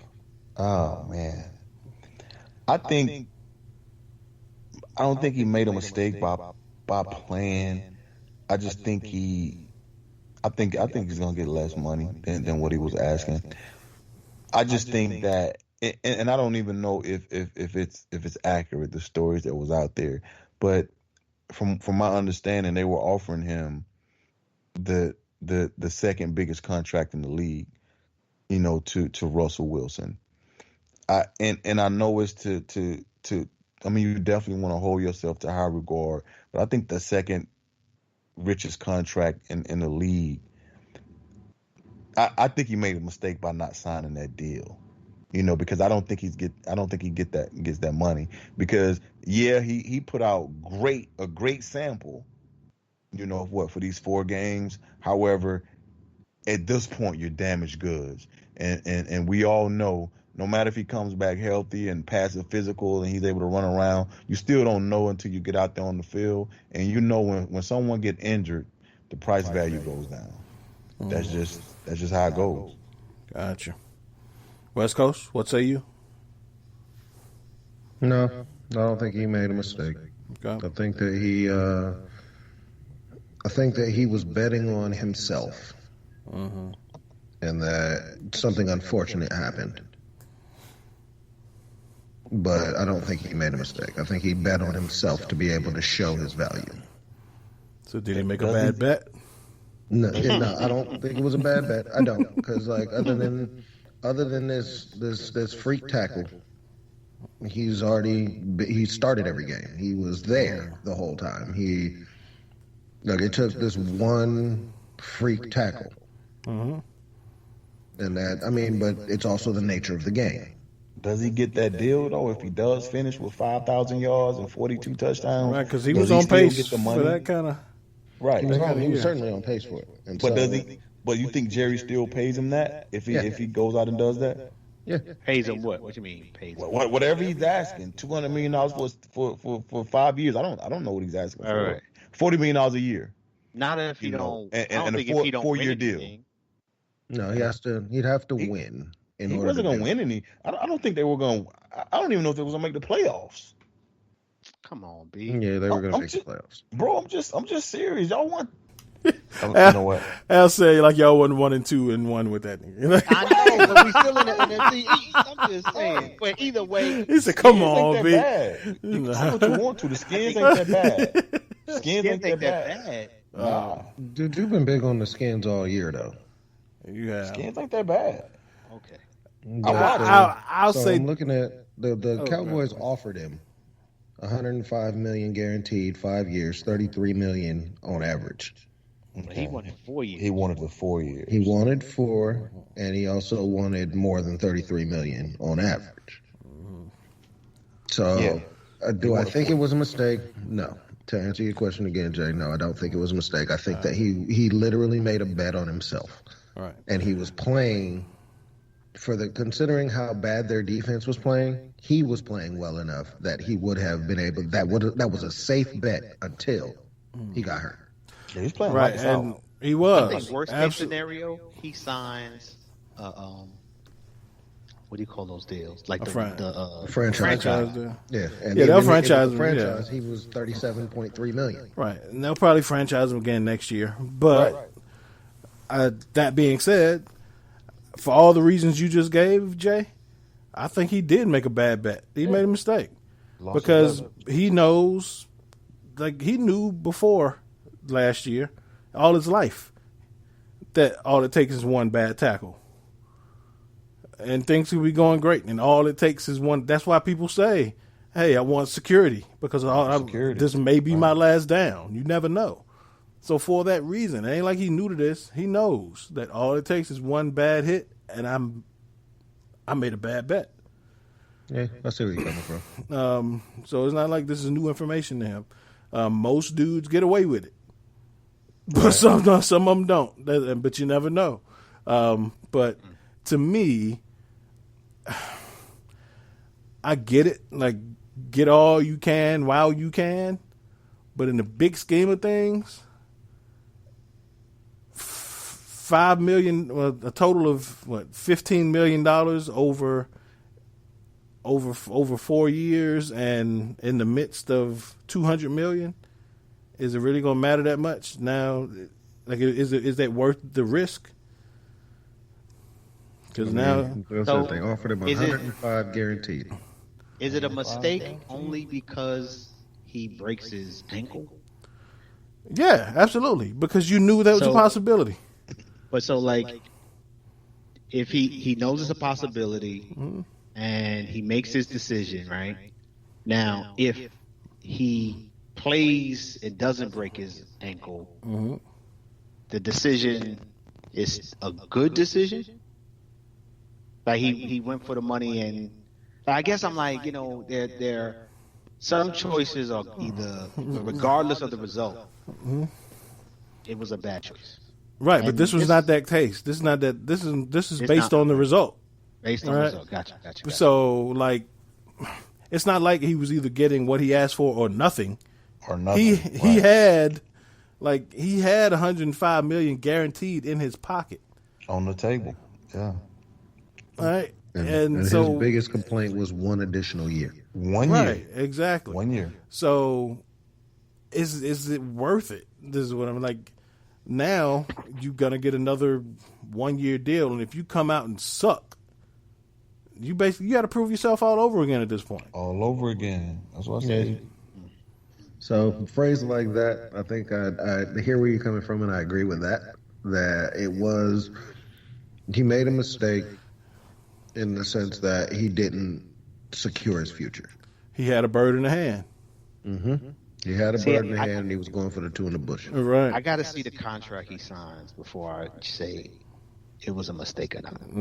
Because if he signs a franchise deal and then a year after that signs like a $200-300 million deal, then we talking about like in 6 years, dude made $400, $400 million. And it's like, how can you look at that as a mistake and turn about results based? So it's still, I gotta see the contract. Yeah, it's still based on what I know now, he made a mistake.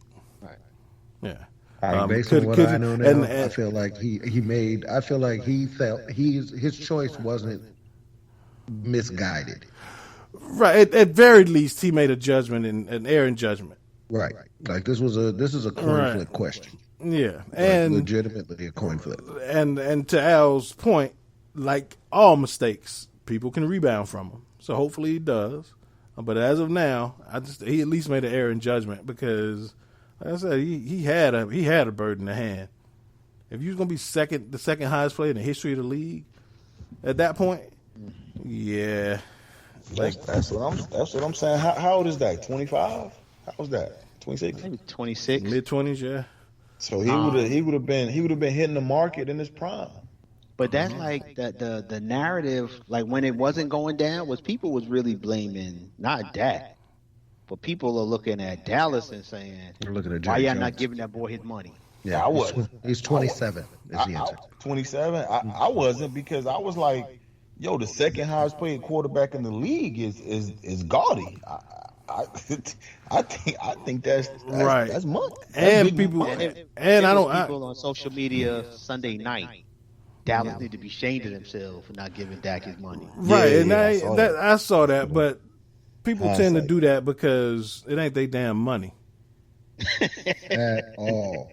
Right. Like and we're talking about social media. Right. It's very few things that I support Jerry Jones on, but I think he was absolutely right to stick to his guns on that, because you're Dak Prescott. You're not Patrick Mahomes. You're not Russell Wilson. Until you prove that you can be that or you have been that, you're not getting that kind of money out of me. I'm sorry. And it's easy to throw around Monopoly money on Facebook. Easy. Yeah, I'm with you on that. Super easy. On Twitter, it's super easy. Right, man. Twitter money spent good. We wishing a healthy, speedy recovery. Absolutely, no doubt. For real. No doubt. Mistake or not, he is a good dude. No doubt. It was like the biggest thing that got me was when he went down, and everybody was walking around him. It was Jason Garrett coming off the Giants sideline Yeah. and going over to check as well. I was like, damn, like that's a good dude. Yeah, and it goes to show you, what kind of relationships were built. Even when teams and players and organizations split up, those are relationships that are built when you in the trenches with somebody, year after year. That had to hurt, and kind of ironic that it happened in front of Jason Garrett. In front of Jason Garrett, right. Like, that was the part that tripped me out more than anything else. All right. So, that's tough. I mean, that was his quarterback for what, 5 years, 4 years? Yeah, man. Like he was there the whole time. All right. Jason Garrett knew that dude in and out. Yeah. And so to see that Since he was a kid. to see that he was also hurt by it, like that was a trip to watch. It was like, damn, that's way big. That was bigger than football. Right. And that's the tough thing. Like I've been, like I remember when Ryan Shazier got hurt, and everybody on the field, Bengals and Steelers, were just saying they didn't even feel like finishing the game. Yeah, everybody. And I've been in, a game where a quarterback the opposing quarterback they had to send the ambulance down when he hurt his neck. And like I remember kind of that feeling, but when you're 17, you don't have that kind of emotional attachment and maturation to make those connections to real life sometimes. But as grown ass men with families and mortgages, like I can imagine that feeling. Especially when that's your livelihood. And so, like, to see, I don't even know whether to say kudos to the Giants and the Cowboys, but for them to remain engaged and still make that a hell of a game after that, because that was an ugly injury. So to see that and be witness to it, like, firsthand, and to remain engaged and still, maintain a hell of a football game. I guess kudos to them on one in some regard, but how the hell do you do that on the other? I don't know. Like I was watching it on Red Zone, and I remember when they showed the close up of the actual injury. Like Gordon the Hayward. Red Zone dude was like, and we don't have to see that again. Right. Yeah. Because it was that bad. Shout out to Andy Dalton for coming in and being Andy Dalton right quick. Yeah. Yeah, hopefully we get the Andy Dalton of like 2-3 years ago. Yeah. No, he's gonna put up good numbers. With them receivers, Andy Dalton last year though. Yeah, he wasn't bad. Dalton, when he has receivers, that's a fantasy beast in real life. Right.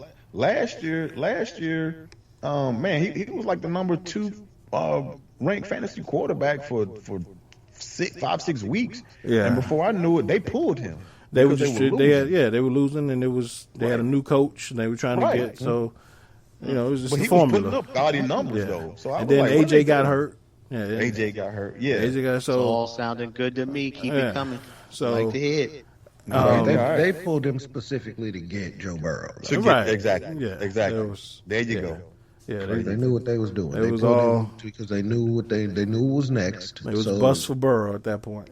And then AJ Green getting hurt was the icing on the cake. Right. Agreed. Yeah. And then when they locked up the first pick, then they put him back in. Andy back. Yeah, they put Andy back. And I was like, what? Wow. Yeah, now get out there and right. get your value up. So the old team spirit. Exactly. Well, we play the Cardinals this week, so it should be an interesting test to see where we at as a franchise. Your defense can't deal with Kyler Murray. No, can't. But Andy gonna put up points with them receivers. I guarantee you. Yeah. Andy gonna put up points. Man. You guys, he might get sacked 8 times.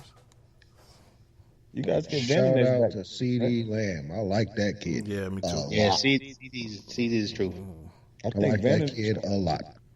You said he's coming back this week? I think so. He's been practicing. Yeah, I know he's been practicing. They didn't clear him yet, but he's coming back soon. I mean, we got some couple other people who's supposed to be coming back, and and there was a DeMarcus Lawrence sighting this weekend too. Was it? Yeah. I need to see some ID. I wasn't sure that. It looked like the dude. It did. It looked like the dude. He played hard. Oh, wow. He played hard. Well, let's see. We went in. This season is about for Dak. We went in it for Dak. That's our motto right now. Wow. Okay. And you do gotta give love to Jalen Smith. That motherfucker balling.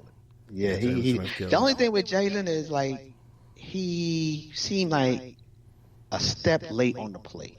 Like he get there, he come with force, but I don't see that reading. I'm jumping, being in the hole. Yeah, he doesn't make a lot of plays behind the line of scrimmage. I don't see that. Yeah, he don't do that.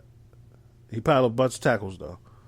Kind of like you remember Keith Brooking for the Falcons. Like Keith Brooking never made a lot of plays behind the line of scrimmage, but like he give a lot of 2-yard runs. He right on but he make a bunch of them. Yeah, sideline. Yeah. Right. So kind of like that. I guess you want to see guys shoot gaps, but like Ahmad Brooks. Right. Oh, Ahmad Brooks, that guy. He was a beast for a couple of years. He was a beast for a couple of years, and like he was also playing next to Navarro and Patrick Willis. He was. So. Yeah. Man. Well, I fucked up, y'all. Wow. I asked the listener question as a regular question, not even realizing that was the listener question.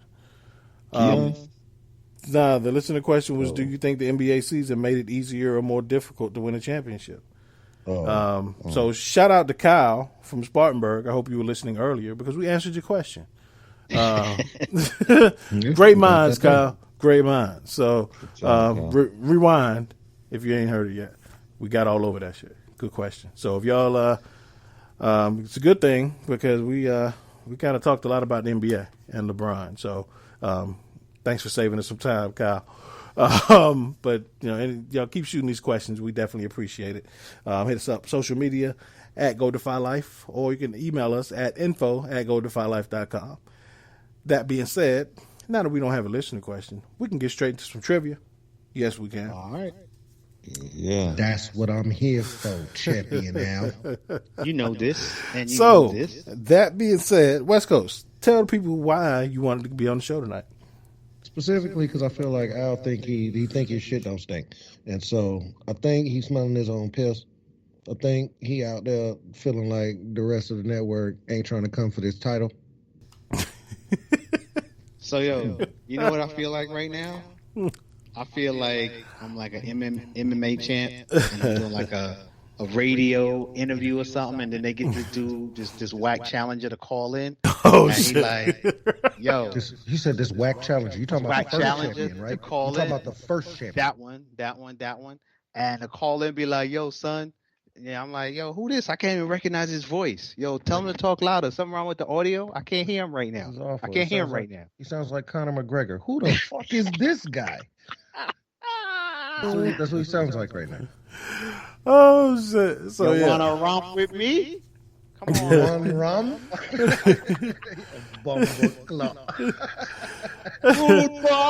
So, Jay don't remember, but the 3 reasons he wanted to be on the show was 1, put Al back in his place on trivia. 2 was laugh at you as a Cowboys fan. That's 2. And 3, to actually rejoice with you as a Lakers fan. That's 3. Yeah. We did all those things. We did. Well, we've done 2 out of the 3. Right now. So, just because y'all talking shit and Pooh been humble, Pooh, you go first. Al, you go. I won the last few times though. I'm good. I know. I was trying to make it about that, but yeah, I know you won last week. So you go first. Al, you second, and Jay, you, as you know, guests go last. You go last. All right. So we have 3 categories. 4 questions per category. The first category is blue-eyed soul. So we're talking about white folks that can sing. Yeah. Second, we have sports commentators. All right. That's pretty self-explanatory. And last, but certainly not least, we have LeBron James trivia. Oh, shit. Y'all had to know this was coming. Al hit us with the Kobe trivia a couple weeks ago. I was like, gotta get me some LeBron trivia up in it. Shout out to the Mamba one more time. No doubt. Thank you, West Coast. Yes, and shout out to Kobe's wife, Vanessa, for reaching out and giving her congratulations and support for the Lakers championship. That was beautiful. So shout out Vanessa. All right, Pooh, you want to go Blue-Eyed Soul, sports commentators, or LeBron trivia? We'll go classic, 1 through 4. For the point totals count based on the difficulty of the question. So whoever has the highest points at the ends wins. Any double points? There are no double point questions. We're going to go sports commentators. Well, actually, there should be, because a couple of these are hard as fuck. So there's one double point question per category. Okay. Gotcha. Sportscasters. Sportscasters, 1, 2, 3, or 4. Oh, I thought all of them was the same. It was just got double points. Okay, for 3. For 3. All right. He was the play-by-play voice of Monday Night Football from 2006 to 2015. The first black man to ever have that gig. First black man. 5, 4, Monday Night Football. 3, 2, Oh, man. Brown. 1. Brown is incorrect. Mike Tirico. Mike Tirico. Mike Rick Tariq. Tarico. Yes. Damn. Tripping. All right. Little Mike Tirico story. I remember him as a newscaster in Syracuse in college. He was from Syracuse, yep. Dude done came on up like the He Jeffersons. did. Damn right. I'll take, what was that, sportscasters for? Yeah. What number was that? That was 3. 3. Let me do sportscasters for 2. Sportscasters for 2. In 1997, he allegedly bit a woman and dressed up in ladies' underwear. He good now, though. Wow. That's funny. Wow. I know that. 5, 4, 3. 3. Do you want me to repeat it? 2, 1. Ben Roethlisberger. That is incorrect. the Just young because it was, Marv Albert, bro. just because it's funny. I'm gonna repeat the question. In 1997, he allegedly bit a woman and dressed up in ladies' underwear. He good now though. That was Marv Albert. The young Marv Albert. Remember that. I do remember that. Oh man, I didn't make that the double point question because I was sure everybody knew that one. All right, West Coast on you for the lead. Well, I mean, we in the commentators. Let's go ahead and hit the 4. Commentators for 4. This is the double point question. He replaced James Brown on Fox NFL Sunday pregame show and still holds that job. 5, 4, Wow. 3, 2. Damn it, I'm mad that 1. I don't watch Fox NFL Sunday no more. No, Kurt Menefee. Damn it, it is Kurt Menefee. Oh, Kurt Menefee. Yeah, Yeah. that's fair. Yeah. All right. I feel like regular Scott. Ain't nobody get my answers right. 0 points. Let me get sportscaster for 1, man. Sportscasters for 1. If you Yeah. and this is an elimination question. If you get this one wrong, you are eliminated. Dude, why you didn't say we had eliminated? Because I'm just making this shit up because any of you should know this. He is a Hall of Fame coach and the creator of the best-selling sports video franchise of all time. Oh, true that. John Madden. Thank you. Oh. Now you see why. No, I feel you. Yeah, you're right. I need to be out of here for that. Right. Yeah. 1 point for Pooh. All right. Al, you have Blue-Eyed Soul 1 through 4 and LeBron trivia 1 through 4. Let me try Blue Eye Soul for 3. Blue-Eyed Soul for 3. What I will do is I will give you 3 songs that this person sang, and you give me the person. Oh. Again, they are white folks who can sing. And I said sing. All right. First song is I Keep Forgetting. The next one is Take It to the Streets. The next one is On My Own with Patti LaBelle. Mike McDonald. Michael McDonald is correct. Right. That guy. I did not know that. Oh, Michael McDonald is of Doobie Brothers fame. Yeah, I'm trying to remember the name of his group. But yeah. Yeah. All right. 3 points for Al. West Coast. Speaking of doobies, let me go ahead and take the white people for 4. Blue-Eyed Soul for 4. This is the double point question again. Yo, crazy. However, since it's the double point question and he was a one-hit wonder, you only get 1 song. Wow. But I will sing it for you. Just the title. Hilarious. What you won't do for love. Man, he was not a one-hit wonder. Bobby Caldwell sang that song. That was Bobby Caldwell. He was a one-hit wonder. Bobby Caldwell. I don't even know who that is, yo. Dude, that's one of my favorite karaoke So songs the for no only apparent reason. other song this guy has done that I know is the Monk theme song. That show Monk. I did not know that. Yeah. I've never watched it, but I didn't Hold know. on, Google now. Hold on. Bobby Caldwell. So that was a remake, yo. Huh? There was a remake. What you won't do for love? Do for love. Yeah. The original was him. No. I'm talking about the one that I knew. Yeah, I know. Yeah. Okay, got you. Yeah, no, it just happens to be one of my favorite songs. So that's where that happened. Yeah, Bobby Caldwell was the epitome of Blue Eyed Soul. Mm-hmm. All right, 8 points for West Coast. Pooh, back to you. Wow, 8 points. Let me go Braun for 3. LeBron for 3. All right. This is the double point question, sir. Yes. Name. All right. Name 5 of the NBA coaches he's played for. Oh wow. What's that kid name? And there have been 8. Mike. Okay. Mike Brown. Did he Teron Lue? Vogel. That's all I needed, right? 5. 3. You got 3. 5 of them. Okay. Damn. You up to 3. Right, that's all I need, right? I mean, where does count at? 5, 4, 3, 2 more. Oh, Spoelstra. 2. Okay. 2. And 1. The coach. Luke Walton, man. Luke What the hell Walton. on Luke do? Walton. Damn. So the 8 coaches are Paul Silas, Brendan Malone, Mike Brown, Eric Spoelstra, David Blatt, Tyronn Lue, Luke Walton, and Frank Vogel. As soon as you say Blatt, I saw Blatt face. Right. Completely forgot They about got Mike that. Brown. They got that dude out of there quick. Damn. All right, Al. Oh, you. What's left? Let me get a brewery at.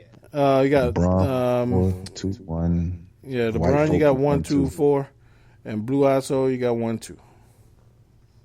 Let me do Blue Eyed Soul for. Let me try 2. Blue Eyed Soul for 2. The 3 songs are Man Eater, Can't Go For That, and Out of Touch. Hall and Oates. Hall and Oates is correct. 2 points for Bro. Al. I can't go for that. Can't go I for don't know that. nothing about these folks. He's a man. She's a man. Yo, Man Eater was my shit. Hey, I know I've my never Blue heard Eyed Soul. I've never heard any of these joints. That song goes. You ever heard of Hall and Oates? No. What? Hall and Oates was the shit. She's a man. Yo, that video used to be my shit. That the Black Panther. Yo, I used to love that video. Darryl Hall and John Oates. John Oates. All right. West Coast. Gonna give me the one and the white people. 1 in Blue Eyed Soul. All right. The 3 songs are Hello, Rolling in the Deep, and Set Fire to the Rain. Nah, I know That's this. Adele. Yeah, I know That is Adele. Yeah. Yes. 1 That's point the for only West one I Coast. know. Give me the Bronny for 4, man. LeBron for 4. See if I can get in the game. What West Coast got? All 9? right. 9. Yep. Al, what you have, Al? Al got 4? 5. I need this. All right. In 2012, rumors swirled that LeBron did what specific no-no? In 2012. Had an affair. Not specific enough, so no.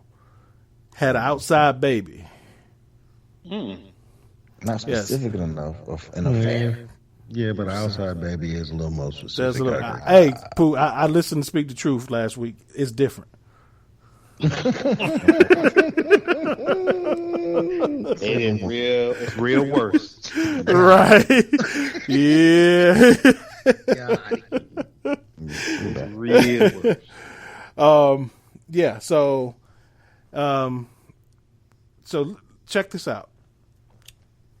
He did have an affair. Right. But I didn't know the rest of this until some hating ass dude on the post that people always sending out about why I don't know why people hate LeBron. He grew up with no father, and then they got a whole story about. You ever seen that post? Pooh? Nah, I've never seen it. So there's a post, basically, I've seen it for a couple years now, kind of circulating, but, basically saying this man with no father, a mother who was, on drugs and, just basically listing out all the stuff he's gone through in his life, went straight from high school to the NBA and just what he's overcome. Why do black folks hate him so much? And which is, first couple times I saw it, I was like, yo, that's accurate. But now I'm just tired of seeing it. I've been seeing it so much. But anyway, there was a dude in the comments. How they give you like a preview of the comments, and you see like one comment. This happened to be one of the comments I saw. He was like, "Yeah, y'all just gonna forget about the fact that he had a baby. He had a baby on his wife, outside his marriage." I was like, "What?" So me, like nobody liked his comment or nothing. It was just in there. Nobody even replied to him. I was like, let me Google it and see what it say. So yeah, so apparently in 2012 in Miami, in 2012, I think it was 2012 in Cleveland, before he went to Miami, he was having an affair with a newscaster there by the name of Sharon Reed. The same Sharon that's here in Atlanta? Yes. Pretty ass Sharon Reed? Yeah. Yes. Yeah. Rumors swirl that she was pregnant, and when he went to Miami, she originally moved to Miami before she came to Atlanta. Nobody knows who her baby's father is. So there were rumors started swirling that her daughter was LeBron's daughter. So her daughter come out 6'3". She did not. Birth? Right. Is her daughter 214 pounds at birth?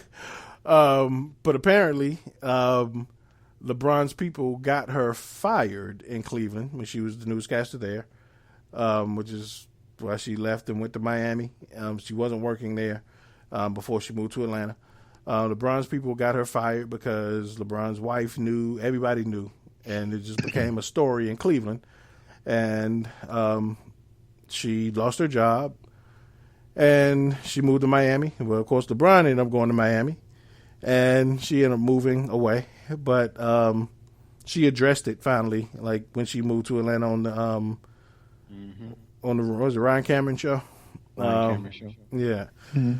She addressed the rumors, said, she knows LeBron. She's probably had more conversations with his now wife when they were in Cleveland. They weren't married yet. But said him and his wife became, associates. But she doesn't really know LeBron like that. But, I think they were at a function together once, and they were talking to each other. And somebody snapped a picture, and rumors kind of, took off. But she denies it. LeBron's never been asked about it. But people still hold on to it and say that that's LeBron's kid. So that's where the rumors come from. Yeah. Hilarious. Oh, also for everybody who don't know who Sharon Reed is, I would recommend the Google. Absolutely. I'd recommend you take a look. She's gorgeous. But, hey, real talk. For any of you who like what you see when you look at Sharon Reed, look at all of the news shows in Atlanta. Right. I don't know who doing the hiring. Yeah. San Francisco was like that for a while. I'll give her that. Like, we ended up with, I don't know if you guys know Soledad O'Brien on CNN. She started in San Soledad Francisco? started as a traffic reporter on Oh, wow. Okay. So at 7:30 in the morning, I was like, who the hell is that? Man. I'm going there. Should she tell me to go? Oh, wow. Well, anyway, back to trivia. At this point, right? Pretty women and rumors could do that to you. In the news, pretty women. Right. I don't even know who damn question it was. Pooh got that wrong. I said Al on you. What we got left? You LeBron. have LeBron for 1 and LeBron for 2. So this is pretty much for shits and giggles at this point. I'll To be take clear, to be clear, Al can't win, right? No, he cannot win. That'd be clear. That'd be clear.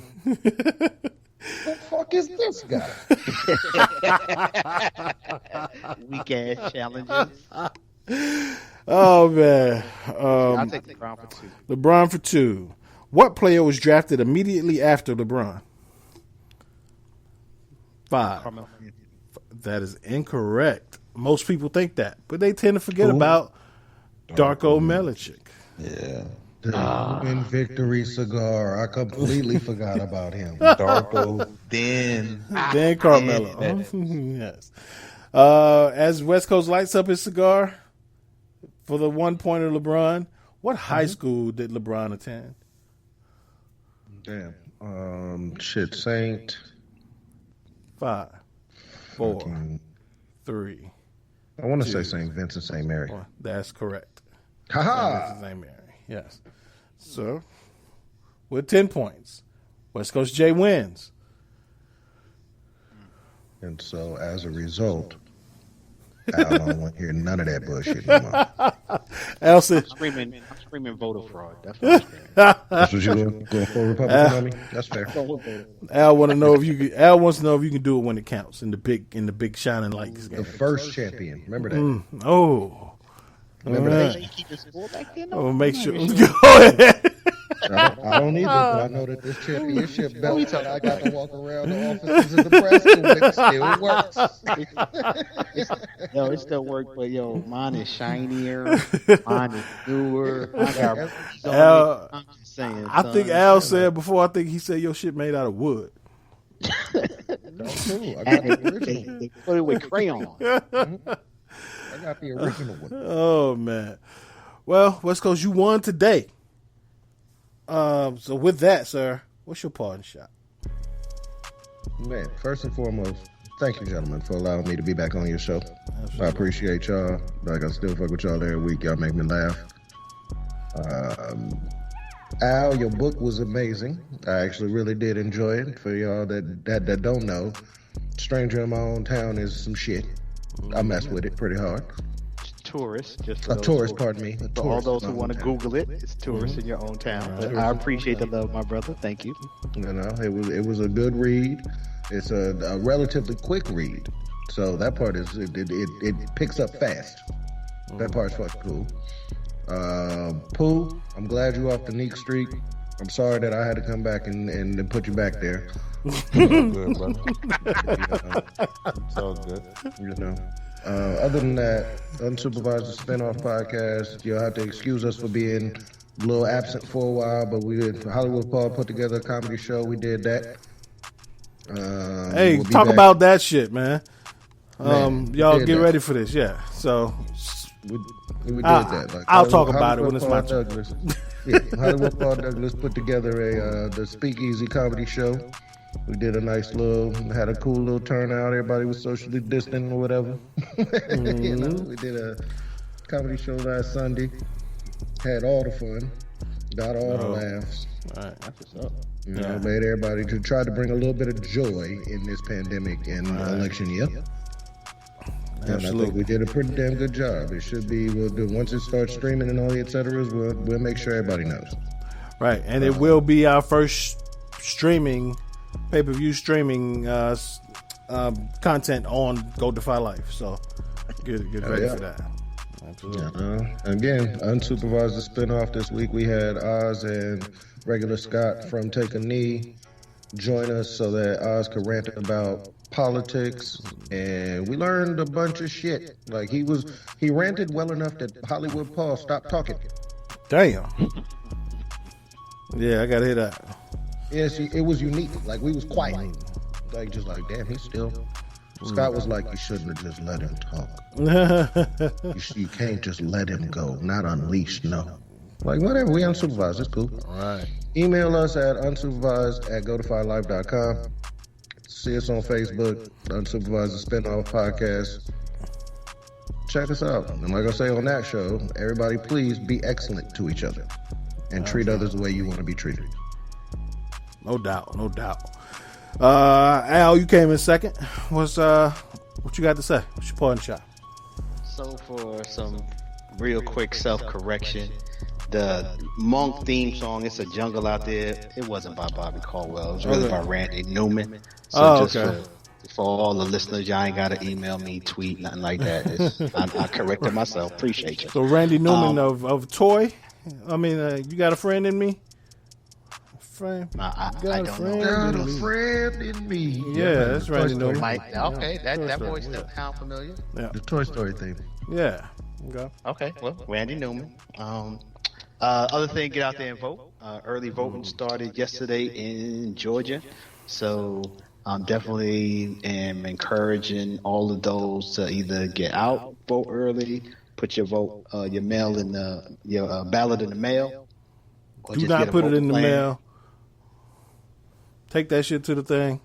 Take it to a to the voting place. box. All right, Whatever or to you the need. actual event, because they throwing away mail when they see them envelopes. And you can verify that they received it if you Right. get it out there early enough, right? So Right. just make sure you do what you need to do so that your vote is counted. From what I understand in terms of the early voting in Georgia, we are exceeding expectations in terms of voter turnout at this point of the race. So I'm glad to hear that. So continue with the energy, ignore the noise, and get out there and vote. And my last thing is I want to say, Jay, you had recommended this show, but Lovecraft Country, Yo. that's some good TV. And I'm glad I've been watching it. Highly, highly recommended. Real good show. And so I've been meaning to mention that for a few weeks now because I haven't watched it now for several weeks. Pretty much since I jumped off the Power. I jumped on to Lovecraft. So enjoy that show. And that's my shout out. So enjoy your week, everybody. It's been good. Hey, West Coast, it was a pleasure having you. Don't ever say I didn't give nothing to you as you take your little victory on with you, but I'll see you in the trivia challenge for real. I see you boss soon. man. I see you soon. Y'all have a good week. Oh, man. Good shit, Al. Pooh, what you got for me? Quick question: what's the Lovecraft thing on? What is HBO. HBO? Okay, all right, I'm gonna check that out. Man, I want to definitely echo the definitely vote. Get out there and vote. And secondly, I think I can get used to Tuesday night football. I think Monday, Tuesday, Thursday, Sunday. I think I can get used to that, bro. Of course. Good. I think I can get used to that. Of course you could. Your wife couldn't know. Oh, Nah, I need. Right, I didn't even tell my wife that it was Tuesday night football. I was like, where you going? Just going to do the show. We got to do some research. it's Leave me true. alone. She gonna be like another night. So nah. Another game, Right, man. So Tuesday's time. now it's Tuesday, huh? Right. So All right. no, everything now. My wife get on me about. I just throw one eye shut up in her face. And I gave you your own show. And now you still got something to say. I give you your own. So I just as long as that work, I'm gonna keep doing. That's fine. Hey, keep using it. Right. Oh man, good stuff. I ain't got nothing crazy. Just want to give a quote really quick from my guy Alan Love on Facebook, Gamecock for life. He says, "Correct each other in private, defend each other in public, and keep your personal business off Facebook." Well stated. I say this all the time about my loved ones, and again, in particular, my wife. I will defend her like crazy in public, but when we get home, I'm gonna tell her she's wrong. So I'll do the same for y'all. I will defend you in public, and I'll correct you in private. Just consider this show private, because if we need to correct each other on the show, we will hold each other accountable. But I say that that quote stood out to me because and in these days and times, people like to. When I say people, I mean people who are not black folks, and some black folks do too. Excuse me. like to bring up other things that are irrelevant when we're talking about injustice and inequality. And they like to throw up, what about Chicago? What about black on black crime? What about those things that are irrelevant? We have those conversations in closed doors. You're not privy to those conversations. So let us have our conversations to fix our problems. You fix yours. So that's why, black folks, we need to continue to have, correct each other in private and defend each other in public. So That's what's up. absolutely. That's all I got. Again, man, shout out to West Coast J and the guys over at Unsupervised, the spinoff. Felt like old times, West Coast. Anytime we can all be, hanging on like a hubcap in the fast lane, it's always good shit. So this has been episode 177 of the Defy Life podcast. Thank y'all for listening. We'll talk to y'all next week. Until then, Defy Life. Defy life. Defy life.